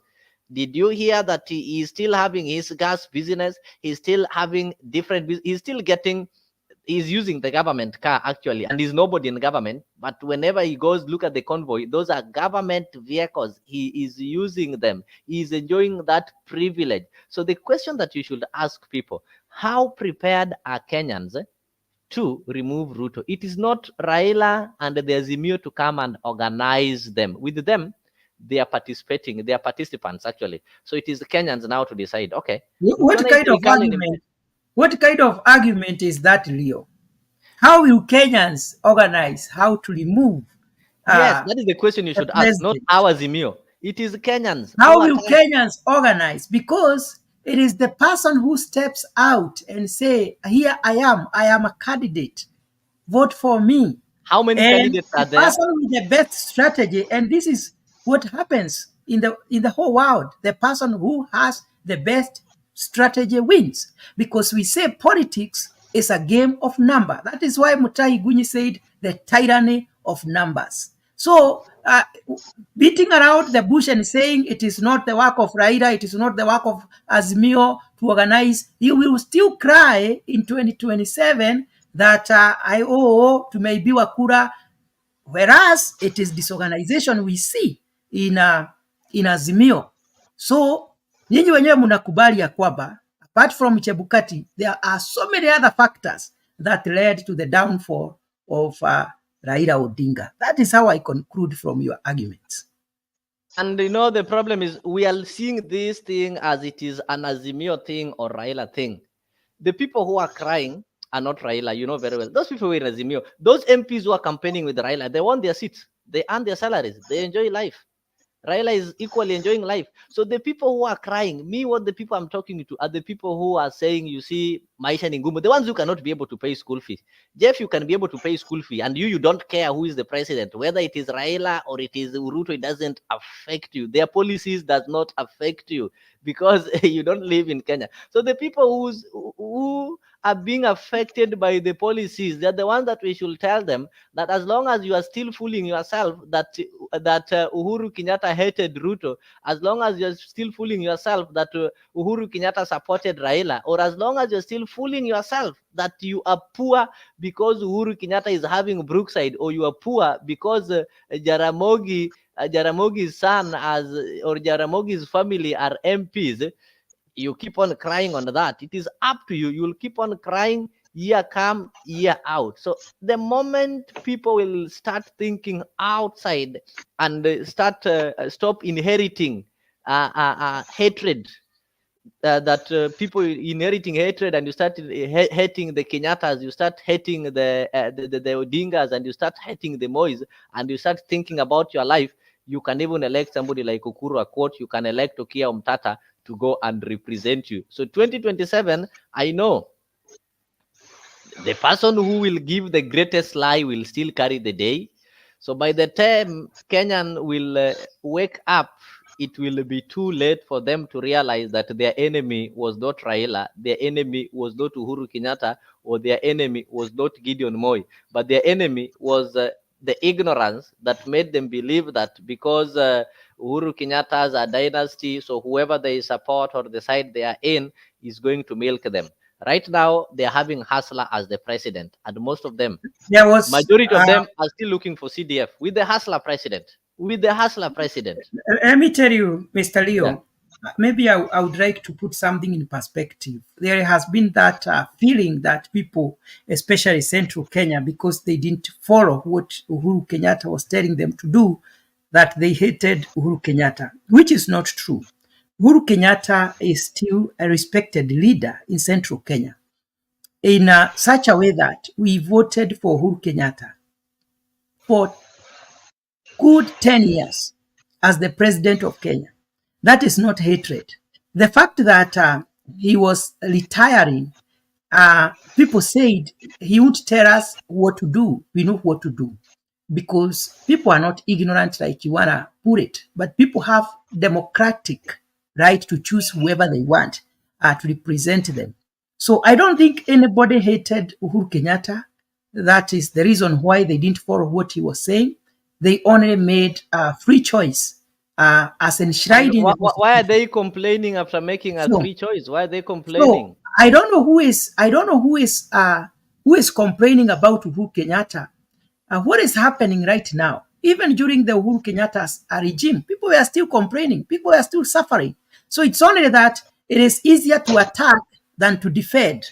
Even during Kibaki's time, people, I even want, if possible, I can even send you the song of Muigai wa Joroge when he was singing against Kibaki and singing the song of Unga and calling Kibaki names because it was a hard time and the taxes of Kibaki and all that. But what happens today? We see Kibaki as the best president who has ever ruled Kenya. So I want to say that though it is true we are in hard time, economic crisis, you cannot exonerate Uhuru Kenyatta and say that he was innocent and he was a better president than William Ruto. Whereas William Ruto is suffering with a debt of 9 trillion in debt, of which Uhuru Kenyatta inherited 1.89 trillion only. It's like he inherited no debt from Kibaki as compared to what he left for the current regime. So I want to say that there is no way we can say that Uhuru Kenyatta this debt they started borrowing from 2013. So Ruto Buru, just a minute. When you say that President Ruto is suffering from a debt of 9 billion, who was the deputy president? Trillion. A trillion. When Uhuru was borrowing those money. So he knew William Ruto money. William Ruto was the deputy. Kukopa tunakopa kama tumepima vizuri ya kwamba hizi pesa zitatumika kujenga reli, kujenga barabara, kuweka damu kama hii tunataka kujenga hapa Karimenu, kuhakikisha kwamba watoto wetu wanasoma, stima imeunganisha, na pia tumepima ya kwamba tuko na uwezo wa kulipa, na inasemekana ya kwamba kuna ofisi ambayo itakuwa tayari. Wiki ijayo nitawatumia kutoka provincial administration hiyo milioni 10 mnataka. Na bwana county commissioner 60 days uwe umemaliza kujenga hiyo kitu na the issue about Eurobond money being stolen, my friend, is utter nonsense. Who is supposed to decide whether it is nonsense or whether it's real? Is it you or is it the investigative agencies? Let me tell you, you know, there are some things that are beyond even believability. You sincerely think, Hussein, the government of Kenya can collude with the government of the United States to steal public money from Kenya? You should really? Okay, I'll give you an example. On this Eurobond, when this issue came up, and you talked about it and we've talked about it before, the Cabinet Secretary Treasury, Cabinet Secretary Treasury, Henry Rotich, promised a blow-by-blow account on how this money was spent. He did an about turn. He never did it. He has the former Prime Minister to go to his office. But he promised. He promised even journalists. The former Prime Minister never went. But he promised journalists he's going to do it. But he did not do it. What questions have been asked to Henry Rotich and he has not answered? That is one. That is one which he promised and he didn't about time. What questions? To the best of my knowledge, even if you went and Googled, forget about even talking to Rotich, and Googled today. Eurobond is maturing in June. And that is the stress that Kenya is having, because if they don't pay, they are going to default. You know, when Eurobond was borrowed, you know, when I think the opposition by then, it was, how was it called? Was it called COD or what? Questioned something about the borrowing of the Eurobond. And you see the person who was defending, and Ruto said that that money was not mismanaged. And now it is the stress. Actually, I even had Gachagua talking about it yesterday, was when he was in Trans Nzoia. It is maturing in June. It is a huge amount of money. And this money, Mburu, was not spent well. It was mismanaged. This is the time that we had the error and all those kind of things, the NYS scandal. This money was mismanaged. That was William Ruto defending it. And now, I don't know how God works. He's now the president right now who is going to pay that money, and he's the one who defended and said hii pesa tumekopa na tumejua tutaitumia vizuri na hii pesa haijaibu hata kidogo. Sahi sio regime ya Ruto ya Uhuru anailipa, ni yeye mwenyewe anaenda kuilipa. That is how God works.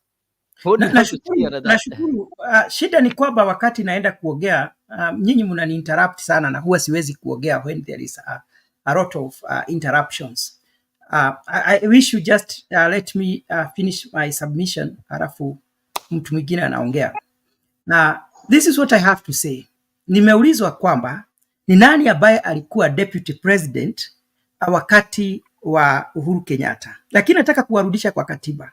The deputy president will perform his duties or her duties as assigned by the president. So the president may decide not to, or may decide to assign. So it is the same as the deputy governors in Kenya. So kama president ameamua hata kupatia kazi, hauna kazi ya kufanya, apart from the few duties that have been outlined in the constitution of Kenya. And that is what happened. Na nyinyi wote mnajua, if we can be genuine, and I like talking what I believe in my heart. In the first 5 years of Uhuru's regime, William Ruto and Uhuru Kenyatta, they worked very well. But after the handshake, William Ruto was put in cold. There was no consultation. There were no duties assigned to him. The only thing he could do, and sometimes we would even see Uhuru even refusing to shake his hand. And in those, some of those scandals you are talking about, there was nothing wrong of borrowing the Eurobond money. There was nothing wrong with it because every country borrows money. And it wasn't a scandal like people wanted to put. But in Kenya, there is a lot of speculation. Anything, we can call it a scandal. We can call it theft. But even what we called about Kimorer and Ara, whatever, dam, the former, whatever, investigative body, I think was it Nudin Haji, came out and said William Ruto had nothing to do with that money. And he was the one in the office. It was all about politics. Sasa kwa sababu hatutaki huyu mtu ashide. No, nobody is saying umepata vibaya. Just correct this. Wacha nimalize. Najua unamaliza, but you need to correct. You have all the time. You have all the time to correct. We are not going. You correct it before you proceed. No, it's okay. It's okay, Leo. Nobody has said Ruto mismanaged Eurobond. I wanted utasahihisha, usifanye nisahau. Utasahihisha, usifanye nisahau. Ya kwamba Nurdin Haji alitokea mwenyewe akasema, mimi sitakubali hii maneno iendelee hivyo. Mmekuwa mkiita Ruto mwizi wa pesa ya damu, na hakuna mahali amehusika. No document he signed. There is nowhere money was put in his account. He was talking as the deputy president of Kenya, who was on top of the game during the first 5 years of the tenure of Uhuru Kenyatta, because he was being involved. But after the handshake, everybody knows William Ruto alirushwa nje. He was not being consulted. he was not being involved, and no duties were being assigned to him. So about the scandal which you are talking of, the Eurobond, Uhuru Kenyatta aliuliza swali, akauliza, sasa mnataka kusema serikali ya Kenya imeshikana na serikali ya Marekani kuwaibia wa Kenya. So Eurobond, it's a whole topic that we can discuss the whole night. Abayo, it wasn't a scandal, and Uhuru explained very well, and even William Ruto talked about it. The fact that we are going to pay, we are just going to pay just like we have been paying all other debts, and it's okay. Good. So that is why I wanted to tell you, why is it that Eurobond was borrowed by Kenya government and the deputy president Anajua it was borrowed. Now, why is it that when it comes to the time of paying, now they say Uhuru aliwaacha na deni? That Eurobond is one of the huge amount that Kenya inadaiwa sahi. So mbona anakubali pesa tumekopa, tunaitumia, inasaidia Kenya, haikuwa mismanaged, ilisaidia Kenya. Mbona ikikuja kulipa, then they say Uhuru aliacha hiyo deni, as if this money helped Uhuru. That is what I wanted to get the difference. Why is it that this money, wamesema vizuri pesa ni yao, walikopa, they want to use it and to help Kenya? Is it so? Eurobond was borrowed. It's supposed to be paid by June. It is among the debt. So why do they say Uhuru alituachia debt? Na yao wenyewe, they were there when kuna kitu ambayo tunaelewana. Kila serikali hadi serikali ya Marekani hukopa pesa. Shida ni even after the first term, Uhuru Kenyatta continued borrowing and borrowing, and not just borrowing. And even now Ruto is still borrowing. The statisticians, no, it's okay. The statisticians and those who do investigation, they came out and said most of the projects were inflated. Kwa hivyo haijalishi pesa ilikopwa wapi, shida ni kwamba tuliongezea kiwango ikapita kiwango. That's why World Bank and IMF. One of them is the SGR project. And what is wrong with that? SGR project was inflated. SGR project was really inflated. And when was the SGR project initiated? Was it after Ruto amekebishwa ama Ruto akiwa serikali? This is what I'm saying. This is what I'm saying. That? When was SGR project inflated? Was it after Ruto ama before Ruto? This is what I'm saying. You have to understand. You have to understand the role of the president and the role of the deputy president.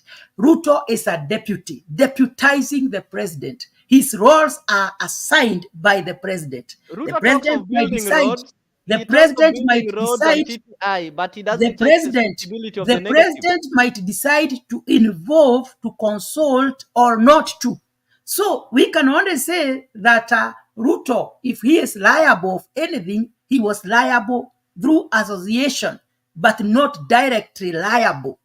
You know, so we cannot put full blame on Ruto when he was the deputy. Remember, Mwai Kibaki, this Mwai Kibaki that we praise, and I believe he was a good president, was a deputy, not a deputy, but a vice president of Moi. Vice president were people who are appointed, they did not have roles. So vice president and deputy president are different. You see, so we can't make that. No, let me finish, because the roles are the same. The work of the deputy president was, according to the constitution, is assigned by the president, and the work of the vice president was also assigned by the president.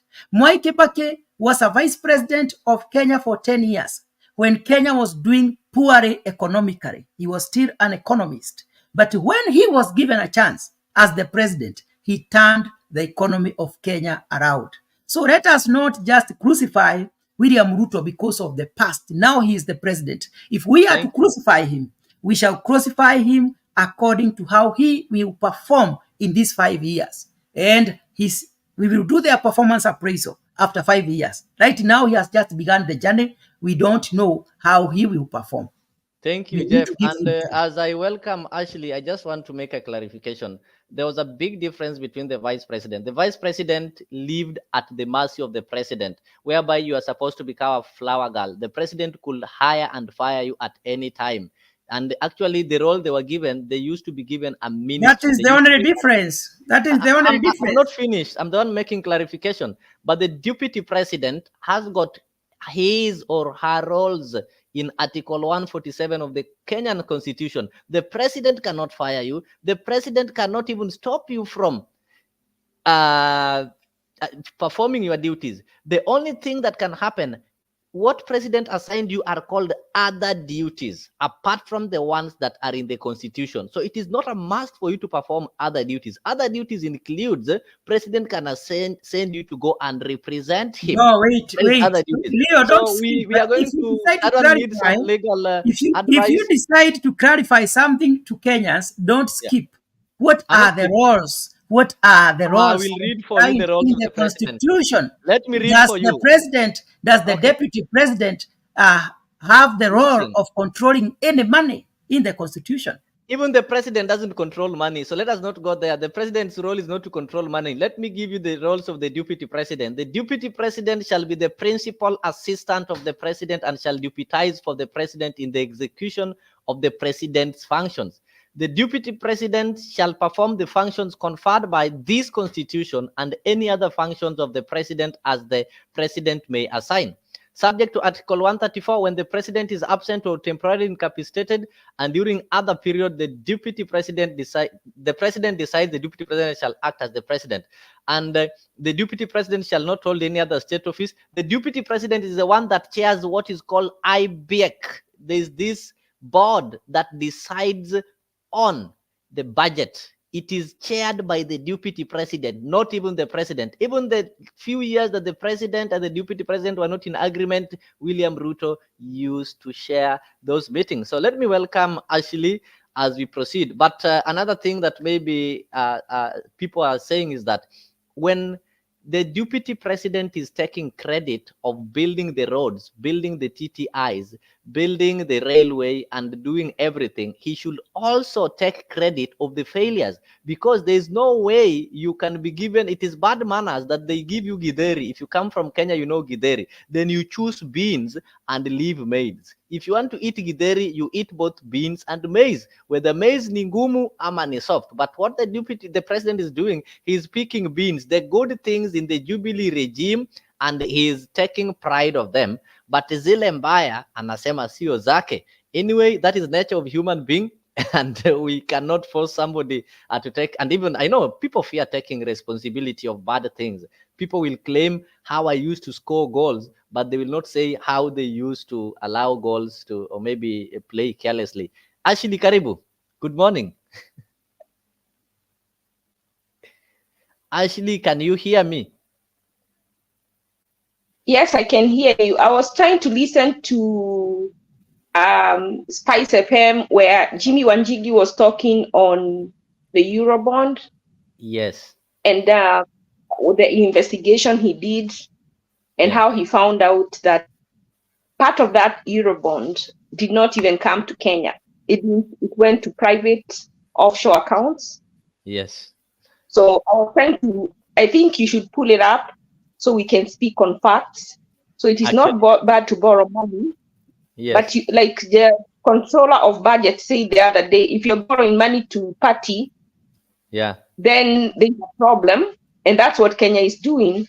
They are borrowing the money, and then those people at the top are stealing, misappropriating the funds, and then they are making the citizens pay back.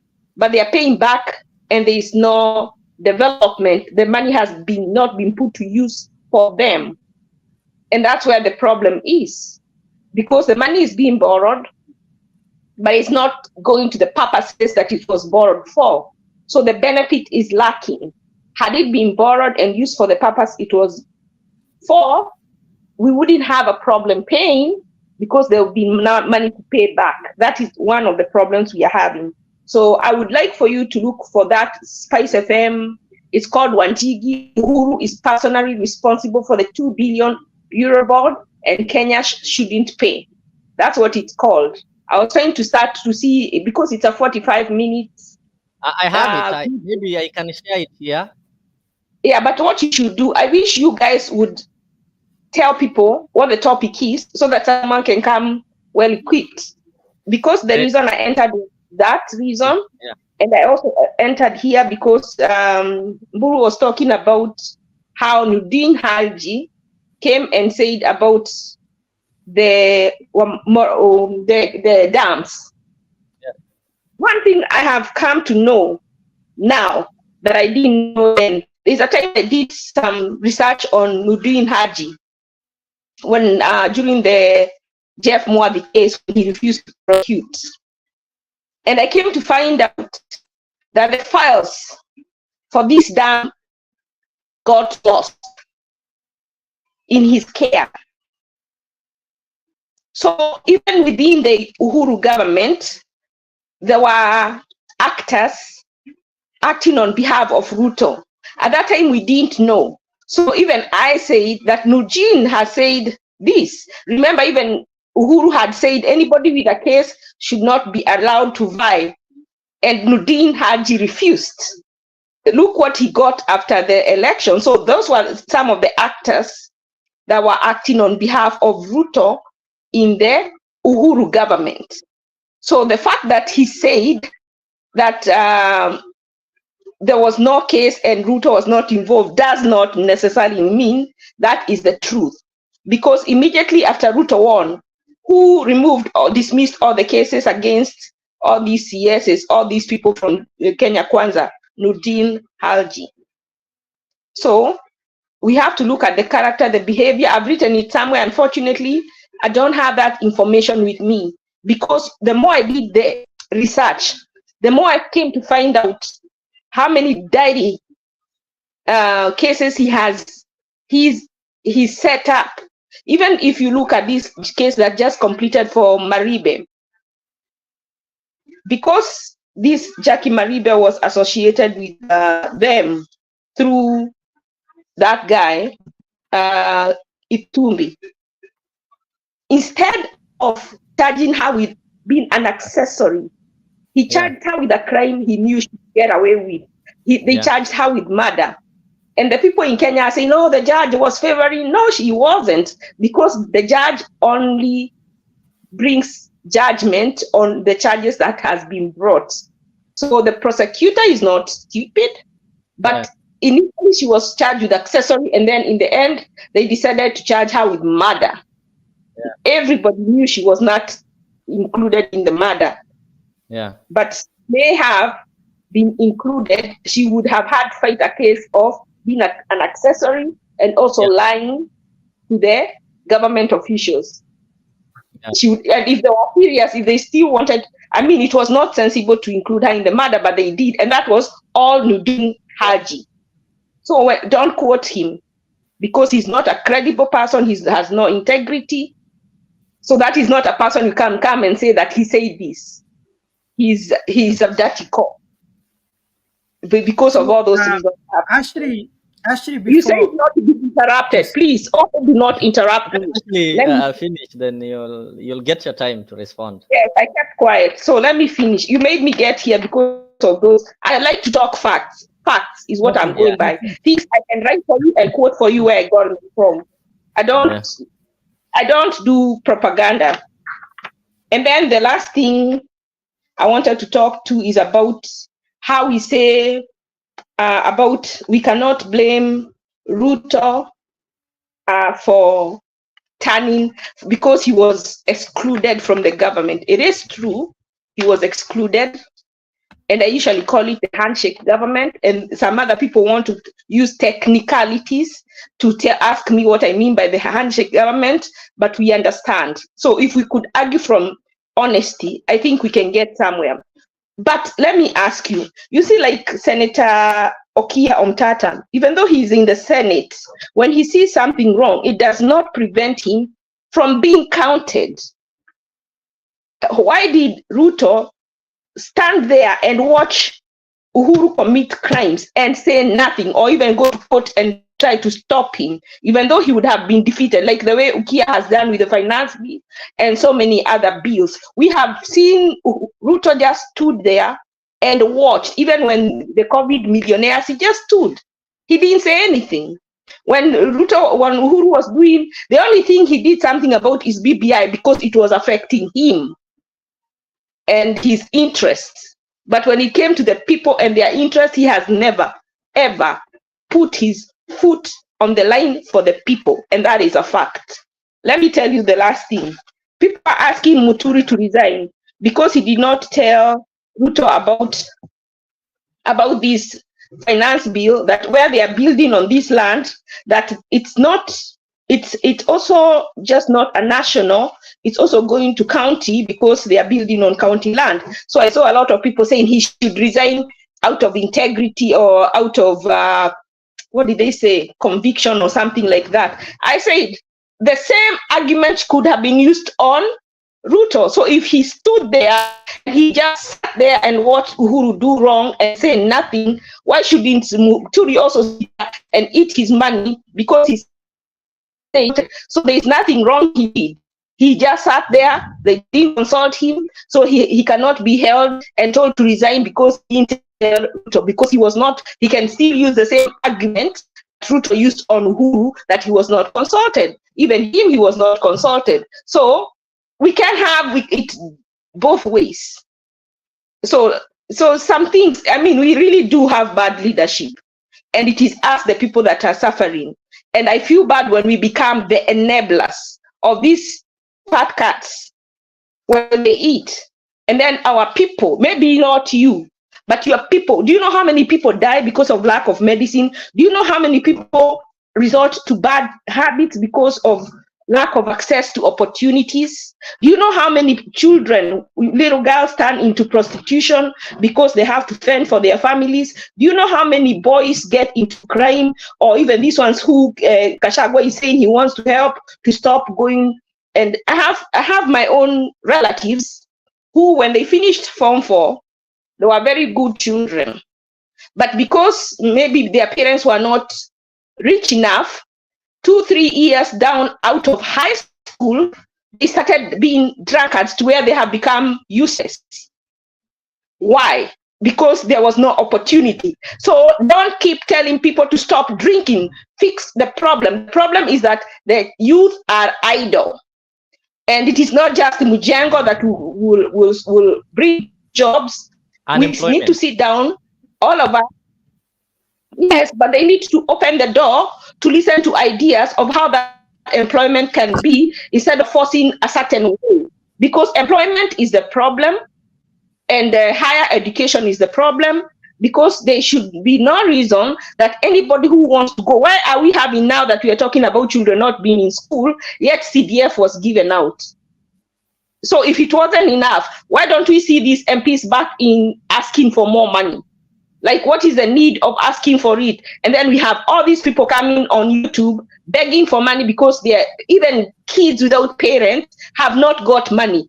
Who then got the money if this money was so much and kids who are orphans did not get money? Like, isn't there a priority? And we talked here and we say that is mismanagement, misappropriation, and they still gave it out to senators, MCAs, governors, and they knew they were misappropriating. Buru, you say you are a pastor. Please do not support bad behavior. Don't be just talking. Actually, don't talk about I being a pastor or what, because that is an attack. I have my opinion, you have your opinion. Whatever you do, that's okay, that's you. Because I think we should remain respectful, at whatever cost. I'm sorry, I didn't mean to be disrespectful. I just know, because I come from a Christian background, that Christians, especially a pastor, is held to a higher standard, whether they are on the pulpit. They don't take up their gown when they get off the pulpit. It is a lifestyle, and a lifestyle of integrity, where you support good governance, not bad behavior. That is the Christianity I know. Yeah, we are here to inform one another. I am here to give my opinion and what I believe from my heart. So you have your opinion, I have my opinion. And it doesn't mean what you think is good governance should be the same to me. We see things differently. Huwa tunasema akili ni nywele na kila mtu akona zake. At no time will I think like Leo. At no time Leo will be like Geoffrey. But at the end of the day, we want the best for Kenya. So we are here to inform one another. That is why I refrain from attacking people, and I have no any hard feeling from what other people feel, or even when they have divergent views from the ones I have. You know, we can have divergent view on policy, but you cannot support someone who is oppressing people and say that we should respect that. There is a difference between me believing that we should go this way and you believing that we should go this other way. I don't refuse, but I have a problem when you support someone who is oppressing people and you call yourself what I believe is a Christian. You support someone basing on what you see them doing. It doesn't mean that anybody is perfect, not even you, Ashley. So we don't put people in the court of public opinion of whether they are good or bad. Even if you put another person, people will still complain. So it is upon us to decide what we want to see. If I decide that every time Ashley talks, I want to look for the negative side, for the mistakes, and I decide I will never see good in you, I will always find mistakes. That is why I respect people's opinion, and I don't have any problem with how people see what I say, but I speak my heart, and I allow others equally to speak their mind, and that is how it's supposed to be. It doesn't mean because you see him as a bad person, everybody else should see him in the lens of Ashley. So we are not at war. That I agree. Yeah. And I hope I didn't come across as being at war. I just, some of these things down. No, yes. If you go to Tuko, for real, maybe I came across, but I don't mean it. I watched so many stories on Tuko, and I see most of these problems as a result of the leaders we have and how they have wasted our money. If you see this, like almost 90% of Kenya is crying, very, very poor. And people have been in situations, put themselves in situations where they are really mistreated. I had someone yesterday on Spice FM talking about 90% are in plantations because the money is owned by a very few people and the rest are like slaves working for them. Look at the police. The police, even though you call them, you have to pay them for them to come and attend to you as a normal person. But when they want to go and arrest a politicians, there are 200 there. So you're like, is the police force just there to work for the rich, but no security for the poor? Like now, have you known how many people have scammed diaspora people on YouTube? Yet it is always on YouTube right now, and our government has done nothing to arrest these people when the cases are so obvious, the evidence is so obvious. So you're like, those are the things that make me boil. And I wish we were many of us that felt so bad about it that we could do something about it and make these people serve the people. The people. Look at the housing levy. They say they want to build affordable housing. Mburu, you tell me, a person who earns 150,000, do they need assistance with getting access to a house or a mortgage? Really? Tell me. Mburu, swali kwako. So I don't know. I don't know whether Leo yes, you'll be giving us time because sometimes me and Ashley, we are like, both of us are like pastors, and we can talk for a long time. So maybe you can time I'll us. time you. I'll time you. I'll time you. So that you can be giving us the minutes. Okay, I'll time you. Yes, so long as there is some kind of balance. Thank you so much, Ashley. I'll time you. Just a minute, Mburu. I'm the one who is now timing you. So wait for me to put the timing on is when you start speaking. I just want to remind you. It will also be unfair because Ashley has spoken and spoken. So I'll start afresh. Don't worry. I'll just speak from Ashley's question on the affordable housing, whereby she's asking if that will be a very long. It will be a very lengthy debate, and I don't want to start there because I have had that debate until now. It is no longer interesting in me so much. But I'll come there, Ashley. But I want to start from where she began about the research of Jimmy Wajigi. Some of the things that people do, to me, is a waste of time and exercise in futility.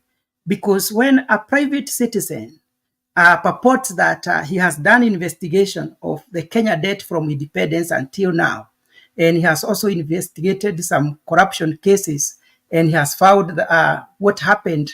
The question that come in my mind, how credible is that kind of investigation?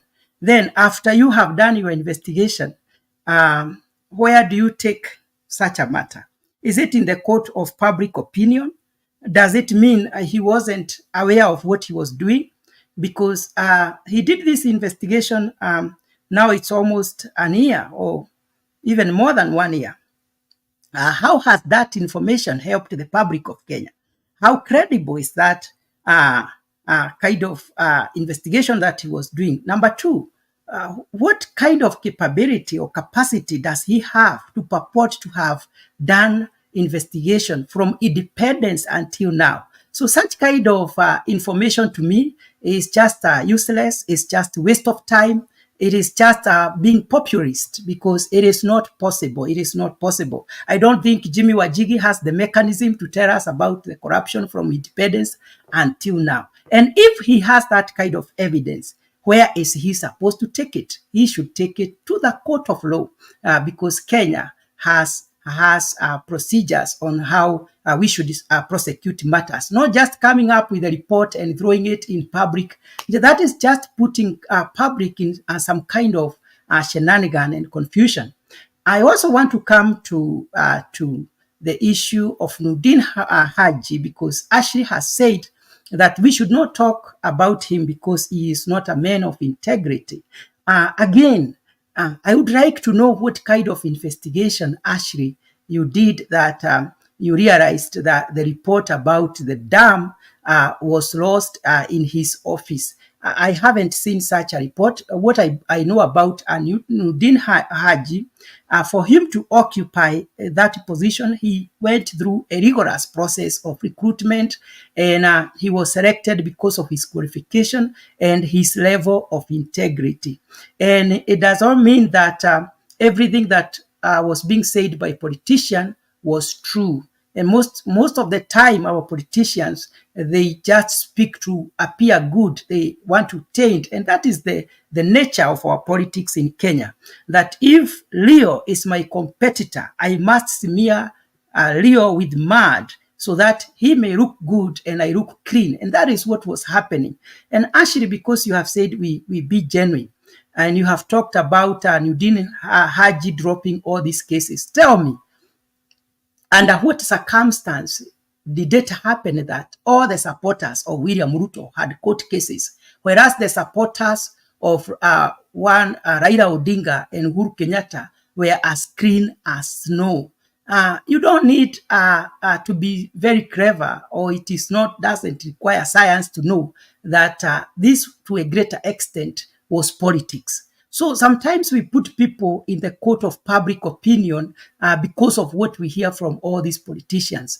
I haven't seen anybody bringing forward a strong case against Nordin Haji, saying how incredible he is. And if you have such a report to show that he is not a man of integrity, I would like us also to discuss that report and see whether really we should crucify this man.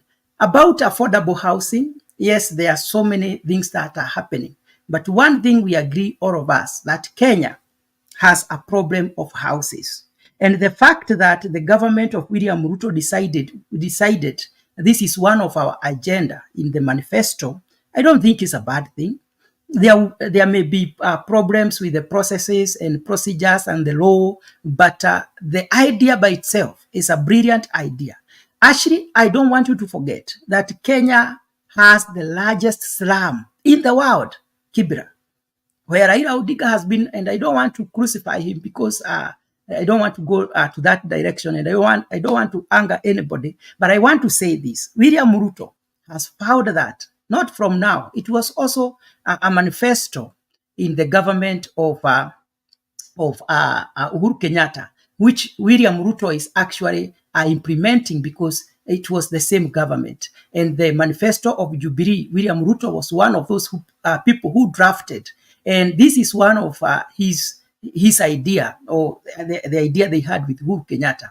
And if there was a problem, or if there is a problem now on the process of building these houses, it means even what Uhuru Kenyatta was doing, it was also, there was a problem of the process, the legal matters, where they are building those houses, because the land Uhuru Kenyatta built houses also belong to the government. The same way Ruto is doing. Maybe, Leo, you are shaking your head. You tell us whether Uhuru bought land to build houses, or how it happened.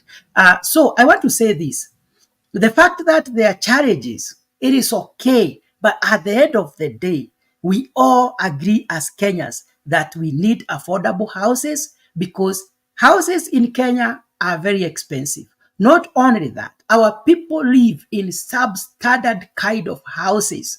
So the fact that the government is saying we should do something about it, it is a good thing. And let me tell Kenyans, if these houses are not built, don't think that William Ruto will stop being the president of Kenya, or he is going to suffer because the houses were not built. Who will suffer? It is the nation of Kenya. When the nation is not growing because of the battles, this one is fighting with this, who suffers? It is the nation of Kenya. This is what I'm saying. It is okay for the court to stop the process, but what the government should do is just to go back on the drawing board and put things in the right perspective. And those challenges, that is why we have these institutions, so that the law can be followed, the right procedures can be put down. The fact that there are challenges does not mean that the houses will not be built. Challenges are inevitable in everything that is being done in the government, or even in personal life. You meet challenges as you are trying to do things, but that does not make the whole idea become a bad idea. To me, it's a brilliant idea. We have talked about it in length, and I don't want to repeat all those things right now. Thank you, Mr. Mburu. Though the question was if somebody who is earning 100,000 need help to buy the house, but it's a long discussion, because the people who are having a house problem like the ones you talk of in Kibra, as a matter of fact, they will not own these affordable houses, even if they build millions of them. They will not own, because first of all, they are not part of the scheme. The people who are in the scheme are the ones who are employed. Those people in Kibera, most of them are the Mama Mboga and the kind of people who are not part of the scheme. They don't have pay slips. So before I welcome Ashley, there is a video I want to play, just as a matter of putting things clear, so that we don't spread propaganda. It's Jimmy Wanjigi presenting some fake documents at Parliament. So you'll just allow me play that one shortly. Time. And we spend a day as a committee to what is printed. Very, very good from Weshmua. Thank you very much. Let me assure you, what we have presented here are facts according to what is printed. So what I would suggest we do, and I would love, because you know they say the truth sets you free. Yes. Before you touch anything, see, you establish the truth. Yes. Establish the truth before you do anything as a committee. And I would pray that you call the National Treasury that has so-called put those figures for you and articulated projects, Wahapa, and invite me again at the same time. And we spend a day going through every single line. And at the end of it, I can assure you, you will know who is telling the truth. You will know who is telling the truth. So what I'm saying, I am prepared to defend this before the Treasury. Up until now, they have never made a comment, and we've been talking for a very long time. Not uttered a word, not disputed any figure we have put here, because these are their figures. These are their figures. We didn't create them from somewhere. These are their figures.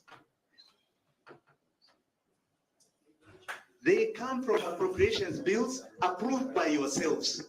So they are there. Look at every year. Please, Mheshimiwa Duku, just look at every year. If you think I'm wrong, go to the appropriations. They're there. They're public documents. You see the appropriation, utaona the figure. The figure. Right. Now, what I'm saying, and please get me. What Treasury is doing, I just want it's nothing to do with what you are doing. Jimmy, just a small issue. Now that this is a forensic investigation, you must tell us then where this money went to, because there's that trace. You see, I have already articulated one aspect. with the domestic debt. We didn't have to take it. We had the revenue. But you can see the interest that has accumulated over the last 10 years. 2.9 trillion. Follow that money. Who are the beneficiaries? I've given you one. We are coming to the next. I said I have got part 3. This is part 2. I'll come to part 3. Chairman. I'll come to part 3. But as of now, we have touched part 2. And part 2 is telling you there is a vicious cycle here called domestic debt. You don't approve it in law for taking for any development. And I can assure you, Mheshimiwa, there is nowhere in the appropriations where domestic debt is funding a project. Thank you. If Treasury came and told you that is a lie. So why are they taking this money? And you've got enough money to pay salaries. Chairman. You have enough money to pay back debt. Why are they taking this domestic debt? For what reason? The banks are enjoying tremendous profits. So look at it this way, Mr. Chairman. They take our money as banks, customers. It's not their money. They put it into treasury bills and bonds, right? They earn huge interest, profits, of which our taxes go back to pay. And you and I and everybody are disenfranchised from loans, and you now come to raise our taxes to pay back those loans that have been taken on our money. This is what you call a Ponzi scheme anywhere in the world. It's a pyramid scheme. Chairman, what Chimwa Njiga has presented is a matter of investigation to find the truth. It will not be part of this amendment of this bill. And one just straight question to Wachiki is, this is our country, me and you. We have no other country, it is ours. And at the moment, as it is, before this investigation of the truth between you and the National Treasury, we are pretty here. We've exhausted, we have about 200 billion to exhaust our debt limit. What solution? This is your country, this is your country, like you. What solution do you have for Kenya? What solution do you have so that we can sustain ourselves? Positive solution. Kenya is our country, indeed, Mheshimiwa. I agree with you. I have 3. There are 3 solutions. Because if we have reached over 70% of our debt going towards funding, of our revenues going to fund debt, it's unsustainable. We have 3. And this is what anybody, any country in the world does. Number 1 is 6 to reschedule. 6 to reschedule. Because this financial year coming, you're going to pay 1.7 trillion. Not 1.4, 1.7 trillion. 6.8, almost 1.7 at current exchange rate. If the exchange rate changes, it's going to be a different figure. That is going out to things this parliament has not approved. So you reschedule. Now we have a problem with rescheduling because you have 3 pockets of debt. You have Paris Club, you have the Chinese, and you have the London Club where you have the Eurobonds. And that debt, Simchezo, the Eurobond debts, which are totaling about 900 billion, sorry, Chairman, please indulge me, which are totaling about 900 billion, have one line, if you look at them, that says at the bottom of every loan agreement, if this country seeks to reschedule, their debt must be paid first. So we need to find 900 billion to pay them before anybody sits down. So we have a problem with rescheduling. The next is to do what Ghana did, option 2. Ghana went out and they said, we can't pay anymore. Let us exchange our debt. So it took bondholders, for example, the domestic debt, and said, if you have 1 million shillings, bring your bond as a bank, you take what is called a haircut. So you now take 30% off. So it becomes 700,000 shillings. And we are not paying interest for the next 3 years. But in 3 years, come back, we give you at 5% interest. That is called debt distress exchange. So far, it has hurt the Ghanaian economy, but it has given them life. They have so far saved about $5 billion in payments towards debts this year. They had big problems. Number 3 is a proper forensic audit, which is the one I'm hoping you'll call us to debate with the Treasury here. And in that one, you will find this country owes nobody any money. We have actually a credit. And on that, we are calling what is called odious debt. For those who took it, let them find their way of doing it. But if it is unlawful, it is up to them. It is not up to the sovereign will of the people of Kenya. Those are the three. Okay, thank you very much, Jimmy Wachiki. We want to agree with you. As you can see, the figures you have pushed forward to us, we have seen them in the past, and I agree with you. The way forward is to allow now the arms of government, which are really in charge of this particular area, to take over. So I'd like your final comment, forensic audit. So what I want to encourage you is possibly put your papers in order so that when that time comes, the Auditor General can also benefit from your input, because actually that's what we are going to recommend. So that it doesn't appear like we are brushing you off, because you have done your writing. Lucky enough, it's true that it's luck or bad luck. Unfortunately, I was in Parliament in 2014. Since that time, I've been in Parliament. So I have a bit of more information in terms of how we have approved all these things. But that's a topic for another day. But the best way forward for us accounted of our debt stock. Chairman, if I may just clarify, my request was that you do a forensic audit of what they present to you, together with what we have, side by side, because we have done, and it has cost us, some of us. I think you asked who funded it. I funded it. It was in preparation for a presidential bid, so I funded it, and I can assure you that yes, unajua ukitafuta kazi, you must know what you're finding there. Otherwise, unapotea. You start making promises you cannot honor. Correct? So we must understand what is there. Now we went and we found out what was there, and we funded this extensively. Now, on the basis of that, because I believe what we are presenting is the first forensic, not audit, accounting audit of Auditor General. Ours is a forensic audit. In other words, side by side with the law and practice and what was done.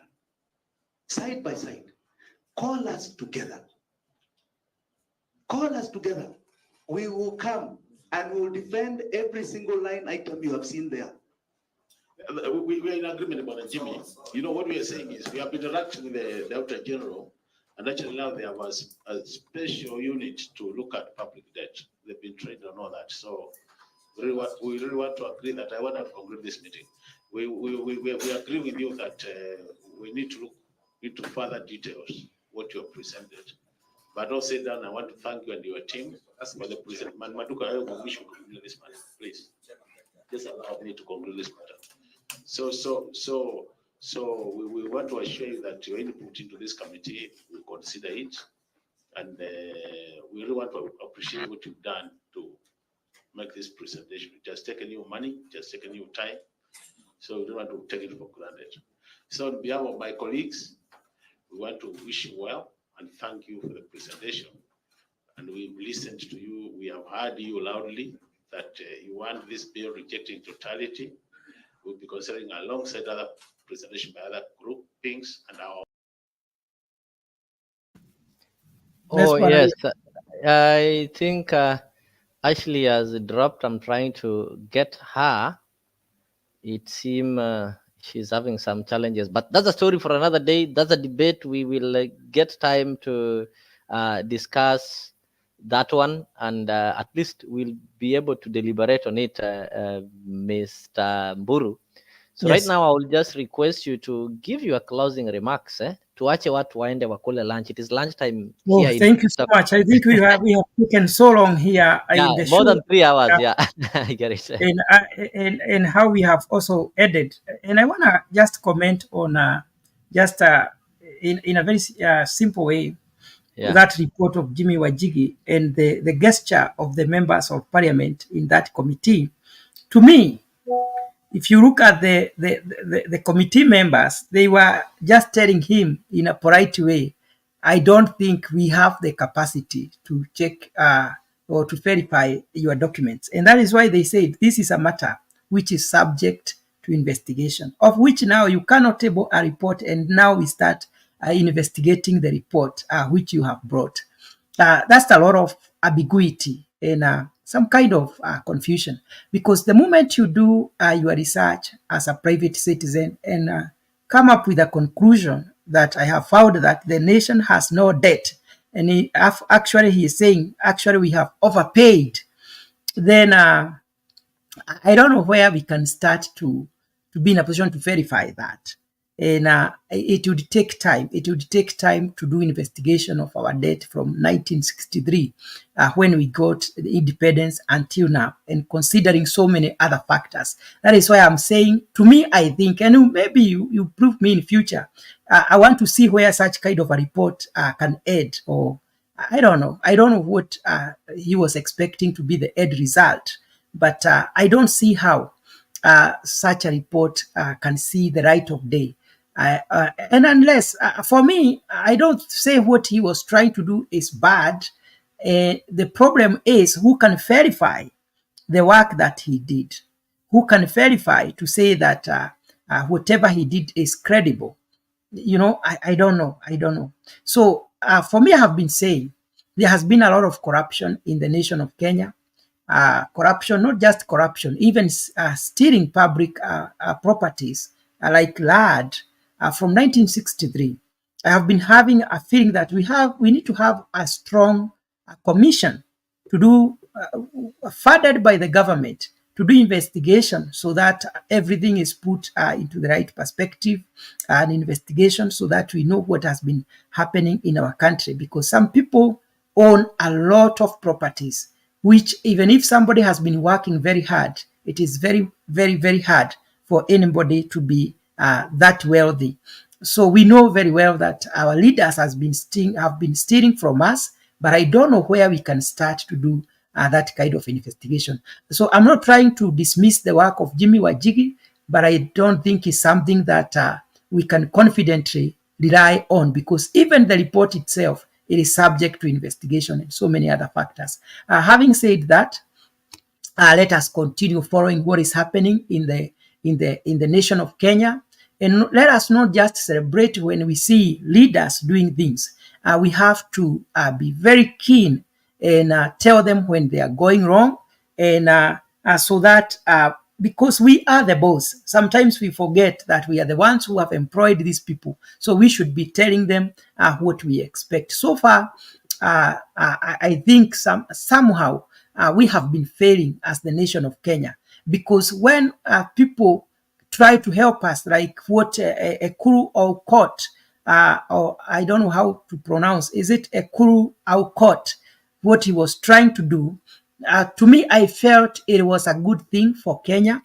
He was trying to reduce the burden from the shoulders of common mwananchi, but because he is not a political heavyweight, and because he don't have the financial muscle, we somehow dismissed him, and we allowed these hypocrites to continue leaning on us and determining the fate of our nation. And they have kept on increasing the burden on our shoulders, which is very, very unfortunate. So when you hear that there is a proposal for a position of the leader of opposition and 2 deputies, and then we enshrine the position of the prime cabinet secretary in the constitution, don't think is a very good thing for the nation of Kenya.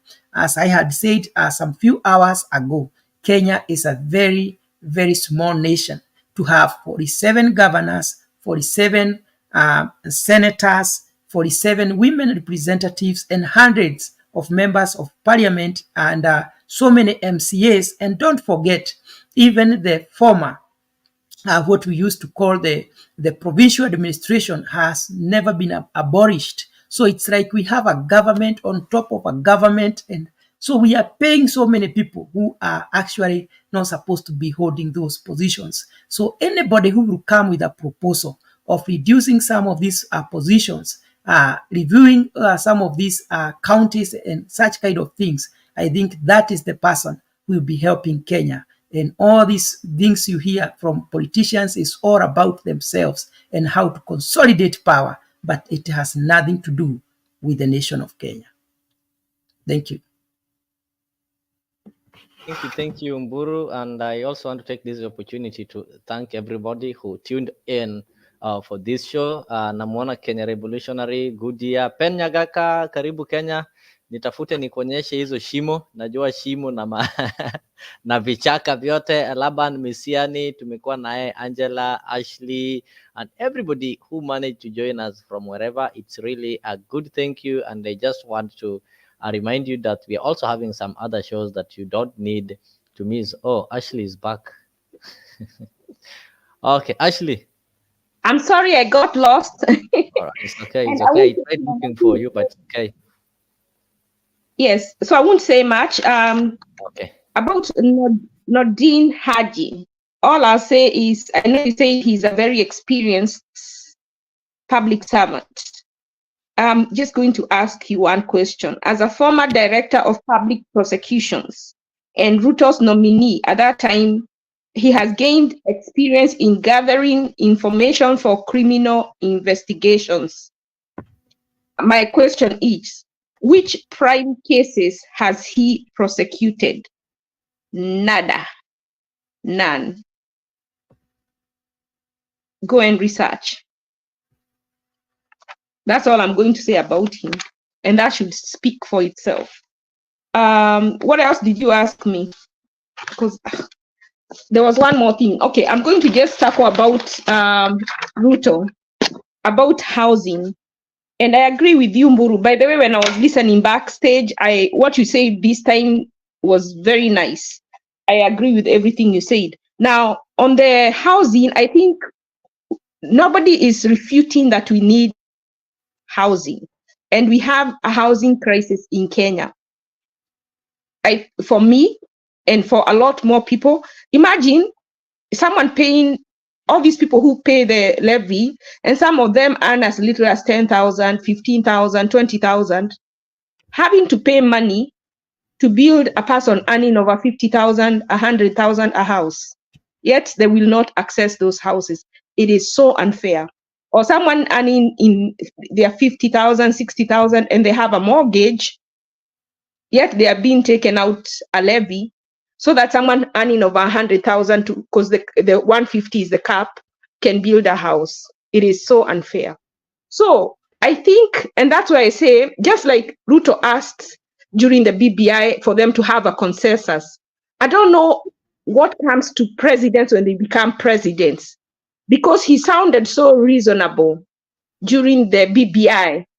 I wish he would put that hat he had when he was talking about the BBI now, and also agree to have a consensus. He was chosen, yes, but even the gap was so small that if they could sit down with other Kenyans, even though it is Azimio, and agree on this housing, because we are not refusing that we need housing, we are just refusing or resisting in the way that he's going around it. And you can't force people, because we are adults. He's not, the role of a president is to organize and coordinate. If he's a policy maker, but he's not someone who is going to come and tell us this is what you need, because we are not children. He just needs to put policies in place. If we say, yes, we need housing, and his idea is not like ours, he can't force that we are going to do how I want those houses to be constructed. We need to sit down. During the 2008 economic crisis in the US, when Obama came into office, the first thing he did, he called economists and put them in a room to put their heads together and come up with a way how they were going to remove the crisis. It's not about ego. We need to remove ego. And like the way you say, we want Ruto to, personally, I don't want Ruto to fail. I want, even though it is Raila or Ruto or Uhuru, I want them to see that they have a heart for serving Kenyans. The goodwill is lacking.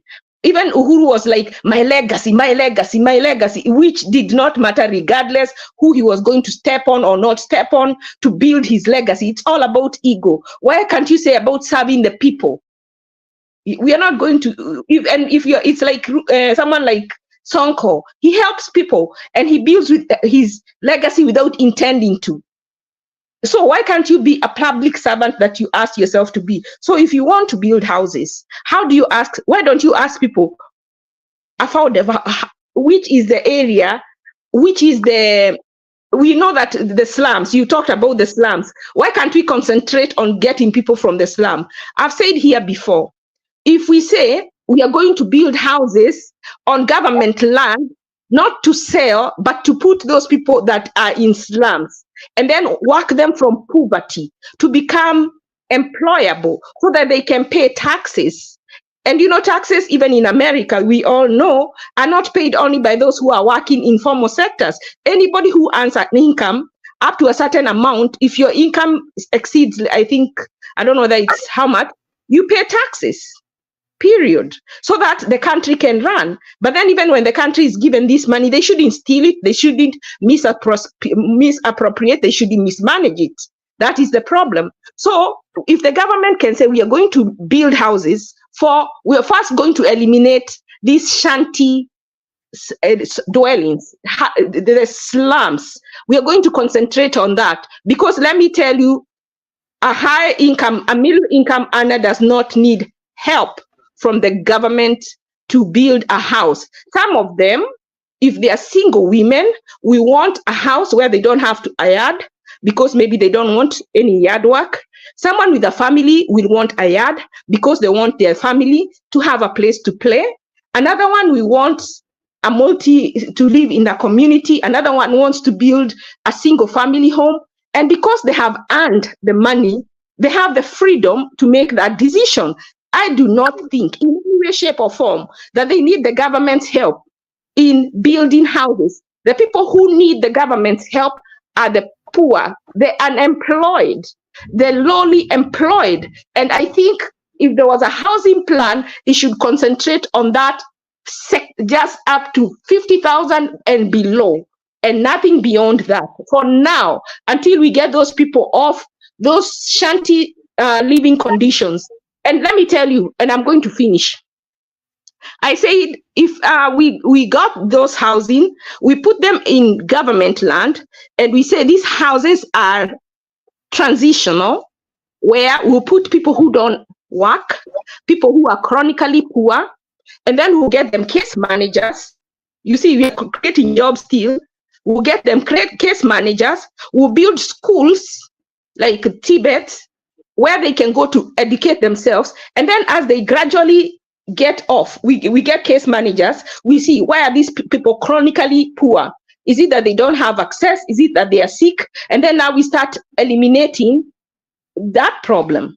So we are making some people who never used to earn become income earners. So we are increasing their bracket. And as we do that, we are even increasing, we know we don't have a middle class in Kenya. What the government, what Ruto needs to sit down and figure out is, how do we get the poor to become middle class, or low income to become middle class? That is the gap that we have. We don't have anybody there. Then once these people come from poverty and they are helped by their case workers to move up, they will move from those houses, they will go to better houses, and then more people are being born, more people are coming from the village, and more people are coming to those houses. So those houses should belong to the government, to be given to some people free if they don't have income, and to be given on a sliding scale, that people pay rent according to how much they make. And then they take some people to school so that they can get skills, so that they can get better jobs, so that they can move from those houses and open that opportunity to someone else, because we have scarce land. So if you build houses and sell them, then the next generation that is coming, where is land going to be? Because then those houses are already owned. What about the children who are coming up tomorrow to be adults? Where will they build? Well, so, and this is government land. But if these houses belong to the government and they rent them up, they are going to get income. And that income can go to the county. Some of it can go to the county because that is their land. See, they have generating income as revenue. And then other people come. In the long run, it will be a benefit to the government and to the national government and to our economy, to the standard of. But Ruto wants to do things his way. My way is not the right way. Someone else has an idea, but we all need to sit together and come up with ideas until we get one that is good, that makes sense, economic sense to everybody, and then we go with it. But not saying we have to do it my way. I think that's where Ruto is missing the mark. Now I'll stop rambling. Thank you, Ashley. Thank you. That was great. Actually, this is a topic that we need to discuss. You know, this thing, affordable housing, there is a lot that people don't know about it. Number one, it is not only discussing it for political mileage, Jeff, we need to get to our people and tell them what this affordable housing entails. This is something that the government is not doing, because the government, they are mad. They want to advance the agenda, which is good. You know, if you promised to bring somebody a gun, you have to deliver the gun, whether it is dangerous or not dangerous, because in doing so, you will have relieved yourself so that they don't say you gave empty promises. That is what the government is running against. But there's one thing the government is not telling people: who is eligible to get this house. I had some guys back in my village. These are border riders. Sorry, I'm not saying, but they are border riders. They are like self-employed. They take somebody's border, they pay 300 a day, they make their money, pay that money. They don't have salaries. They don't have a pay slip. But number one, this house, the people who are paying for, they're having salaries, they're having a pay slip. And for you to be able to buy this mortgage, you will show your pay slip. They'll check and find that, Jeff, they've been deducting this percentage from your pay slip. Hata kama ni hiyo 200 na your employer is also paying equal amount, they've been deducting 400. So from that is when you'll be able to pay that deposit. If it is a house for 1.5 million, you'll pay that deposit, the percentage that they want for the deposit. Then you'll move in the house and now be paying that amount as rent until siku namalizia. So I was asking huyu mtu mwenye anaendesha nini hana payslip, you are the hustler, unasema Ruto anakujengea nyumba, so how are you going to get this house? You've not contributed. Even the people who are going to pay that percentage ni wale watu wame contribute. Jeff, you are in the United States, you will not come, you cannot own affordable housing in Kenya because you are not a contributor, you will be ineligible. So we need to get all these facts, as Ashley have said, we gather everything, so we tell our people so that people can be able to know, is this thing possible? Is it good for us? Then lastly, as I wind up, what happened during the Uhuru and Ruto, the Agenda 4? They did affordable housing. People are not... Mr. Leo, before you proceed, yes. Just a proposal. You can tell us when we can come and have a show about housing. That week plan. I prepare myself, Ashley. Let us know when. I'll need your days that you're free. I'll also get in touch so that I can know when Ashley can be able to make it. Then we also need to get some legal representatives, some lawyers also. You know, in this we need experts, some lawyers. We'll also get somebody who is in this the housing, whatever, how do we call it, real estate, so this guy, so yes. People can be able to sit, and we are here purposefully to educate our people so that they don't make mistakes. We're not here to politic, we are here to make things different. So we'll do that. And as I was winding up, I wanted to give you, there's a question you asked about what Uhuru did with affordable housing. What Uhuru did was this: they did not use the government land. They had what is called this part, it was voluntary. So they partnered with the housing corporation, the HFC. It's a bank. So these guys, the ones they cooperated with to build the houses. Then theirs was 1.8 million. This one for Ruto is going at 1.5 million. That is the smallest unit. And they did some of the houses. If you go to Pangani, you'll see the houses that were done. If you go to Komarok, those people who stayed in Eastlands, Komarok Phase 5, those ones were done through the affordable housing project. So it was you voluntary. Jeff, if you want to buy a house, then you will go to the HF and they'll give you the units that are there. They'll tell you the percentage that you'll have to deposit in the account. Then you get a unit and you start paying until it gets yours. It's not the first time we're seeing this kind of projects. So the only difference is that that one was voluntary, and because it was voluntary, wale wenye wako na pesa ndio waliweza kubenefit. And this one is now forceful. That's why people are asking questions. I'm a teacher. I come from Siaya. I work in Baringo. I will really want this house. So how will giving me a house in Baringo benefit me when I retire? I'll be in Baringo for 3 months. I get transferred to Malindi. I get transferred to Busia. Where am I going to get this house? How is this house going to benefit me? So such are the things that we need to look at, and we come up with facts. Then we'll be able to know, is this thing a good thing? It's a good idea. Then how can it be done differently so that Jeff, sie tunajikuta umepewa nyumba ya bedsitter pale Busia. na wewe unatoka Murang'a, bedsitter pale Busia, utahama kwenu kijijini Murang'a upeleke watoto mwende mkae pale kwa bedsitter Busia, na biashara yako na shamba yako iko hapa Murang'a? It doesn't make sense. So otherwise, I want to appreciate and thank everybody. Before you say that, some people when they work in the city, when they retire, they go up country.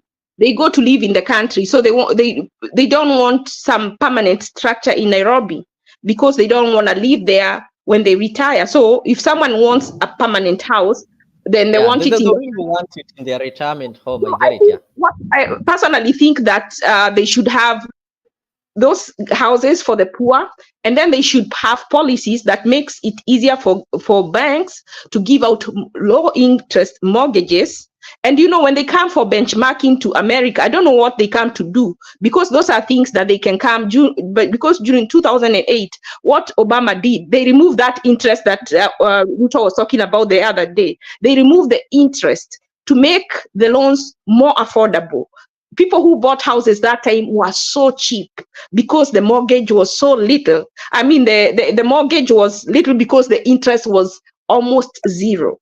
So those are policies. That is where Ruto needs to be. Those people earning 150,000 don't need houses built for them. They need the government to make the banks easier for them to borrow from the bank's money so that they can build their houses where they want.